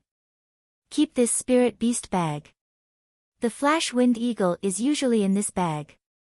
The flash-winged eagle also needs to eat. If you have nothing to do, you can let it out and let it find its own food. If you find any good treasures, give it some to eat. It will be of great help to you when it grows stronger," Old Man Wei instructed Ning Shu. Ning Shu nodded. He took the spirit beast bag and opened it. He pointed at the flash-winged eagle that was standing there motionlessly and said, "Go in." However, the flash-winged eagle ignored Ning Shu. It still stood there motionlessly and stared at Ning Shu. "Go in," Ning Shu said again. "Aya." Old Man Wei slapped his forehead. Looking at Ning Shu's stupid appearance, he simply didn't know what to say. Directly giving orders to a spirit beast in your consciousness. I really want to turn you into a disgraceful brat. I should have shot you into the wall back then. Ning Shu, is it really okay to say such dirty words in front of your son? He had never entered this kind of world before. There was always a process of adapting to new things. Every time he entered a new world, it felt like he had to rebuild his worldview. Ning Shu gave the order to the flash-winged eagle in his consciousness. Then, the flash-winged eagle turned into a ray of light and entered the spirit beast bag. Ning Shu shook the spirit beast bag. The flash-winged eagle that was so heavy and tall entered the bag, but the bag was still so light. It felt quite magical. Hanging the spirit beast bag on his waist, Ning Shu asked Old Man Wei, "Dad, how is the engagement between Shi Huidi and I?" What did the sect leader say? This matter can be taken slowly. Although it is an engagement, the two sects are sincere in their cooperation. If we break off the engagement like this, the Hongmen sect will think that we want to tear up the agreement, Old Man Wei said. Then, he said to Ning Shu, "You brat, why are you so useless?" Ning Shu, I.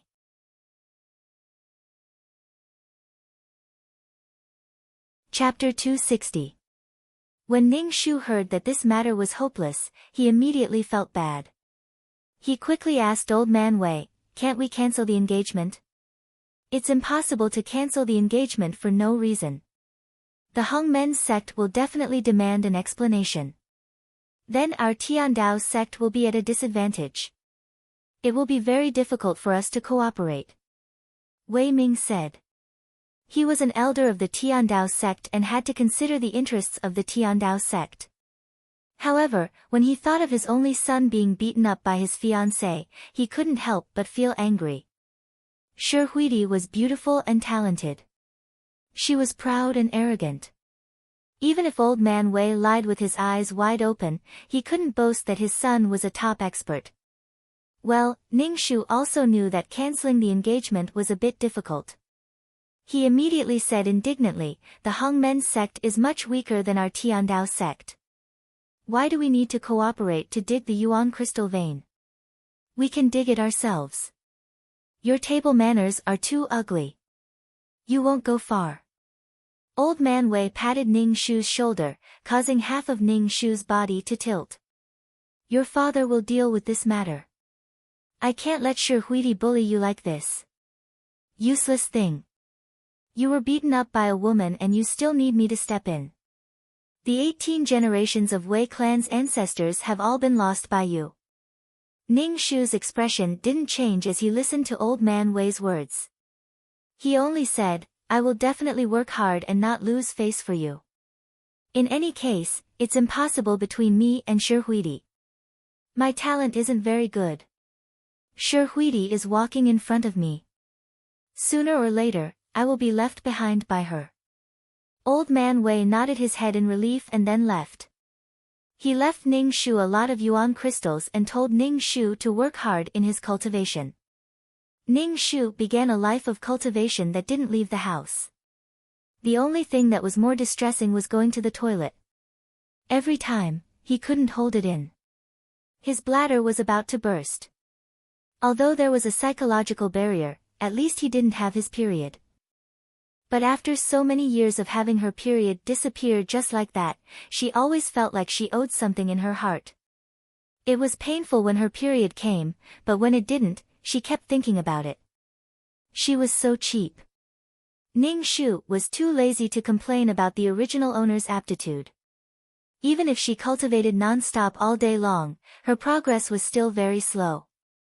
Ning Shu relied on Old Man Wei's love and ran to ask Old Man Wei for a heavenly treasure that could change one's aptitude. The results of her one day of cultivation were not even comparable to the results of the male lead's one breath of time. The gap between them was like a chasm between heaven and earth. It was truly heartbreaking. Old Man Wei roared at Ning Shu, "Do you think heavenly materials and earthly treasures that can change one's aptitude are cabbages? If I had such a thing, I would have fed it to you long ago." Ning Shu, even Old Man Wei doesn't have such a thing. Yi Yu probably has it. Yi Yu's heaven-defying aptitude was accumulated from luck and fortuitous encounters. He definitely has a heavenly treasure that can change one's aptitude. But she couldn't beat the male lead. Was she supposed to let her father fight him? The reason she broke off the engagement was to prevent her father from coming into contact with Yi Yu. She was afraid that Old Man Wei would be injured by Yi Yu and steal the male lead's equipment. In the end, he would be killed by the male lead and give the equipment to the male lead. Her heart was so tired. It felt like she had been abandoned by the world. After a while, a secret realm will open. It's probably a senfu left behind by ancient cultivators. There are many things inside. Every sect will send their disciples in. When the time comes, I'll leave a spot for you.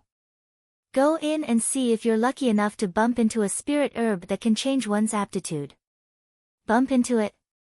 Usually, she would bump into the male lead's arms.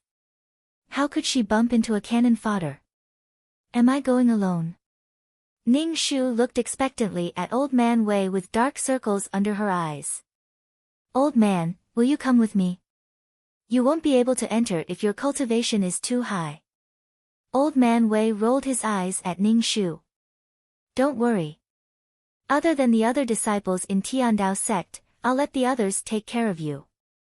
It was better to rely on herself than on others.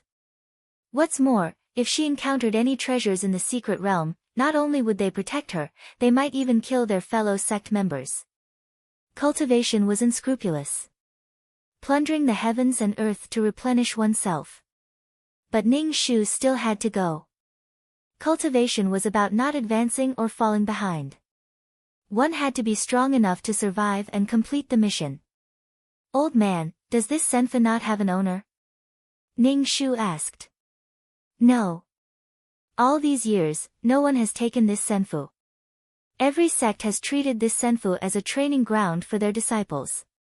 Old Man Wei looked at Ning Shu. Once you enter, you must protect your own life no matter what. Old man, I know. Ning Shu nodded. He inexplicably felt that this senfu should be the male lead's fortuitous encounter. The male lead would take this senfu. If he could destroy Yi Yu's fortuitous encounter, that would be good too. Yi Yu hated the original owner for killing his father and stealing his wife. Although the original owner didn't ask for revenge, if he could do something for the original owner, the points would be higher. For the rest of the time, Ning Shu persevered in cultivation every day. While he was at it, he also cultivated a peerless martial art. In his body, a coiling dragon-like chi force was formed. The chi force and the chi force in his body each occupied a space in his dantian. They did not invade each other.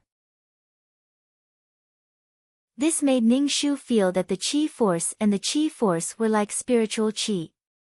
In order to prepare for the secret realm, Ning Shu made a lot of preparations. He even filled his storage bag with hidden weapons and poisons. During this time, Ning Shu let out the flash wind eagle whenever he had nothing to do. He fed it with Qi Jin crystals or spirit herbs with abundant Qi Jin. Under Ning Shu's feeding, the flash wind eagle finally changed its attitude towards Ning Shu. However, it still looked down on Ning Shu's strength. Strength was very important. The cultivation world followed the law of the jungle. The strong were respected. Strength was the truth. Even a spirit beast looked down on him.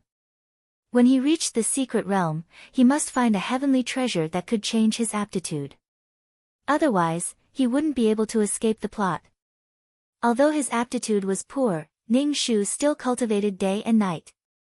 At least he would gain something from his cultivation and slowly become stronger. A month later, when the secret realm opened, Old Man Wei came to pick up Ning Shu. The first thing he said was, "Your engagement with Shi Huidi has been annulled." Ning Shu didn't react for a moment. It was annulled so easily. So fast. Ning Shu only felt empty in his heart. The original Ning Shu still liked this Shi Huidi. When he heard the news, his body reacted like this. Old Man Wei rolled his eyes at Ning Shu. For this matter, you know the price your father has to pay. Your father has to mine for 50 years. Ning Shu, father, you are an elder. How could you be sent to mine? Ning Shu quickly asked with an anxious expression. Seeing his son's concerned expression, Old Man Wei's expression softened.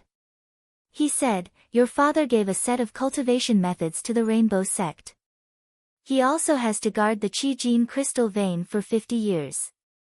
Ning Shu suddenly felt uncomfortable. Old Man Wei really loved his son. His son said that he wanted to annul the engagement and paid the price. Although the original Ning Shu's aptitude wasn't good, his father's love for him was the only warmth in his sad life. Therefore, he didn't want revenge, nor did he want Shi Huidi. He only wanted his father to live. Ning Shu slightly forced back the tears in his body. He said to Old Man Wei, "Father, thank you.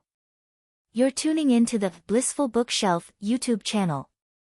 We're so grateful for your support, and don't forget to subscribe to join us on this incredible journey through captivating stories. Your generosity through donations truly makes a world of difference, as it's the primary source of revenue that allows me to expand and enhance this channel for you. Thank you from the bottom of my heart for being a part of this adventure.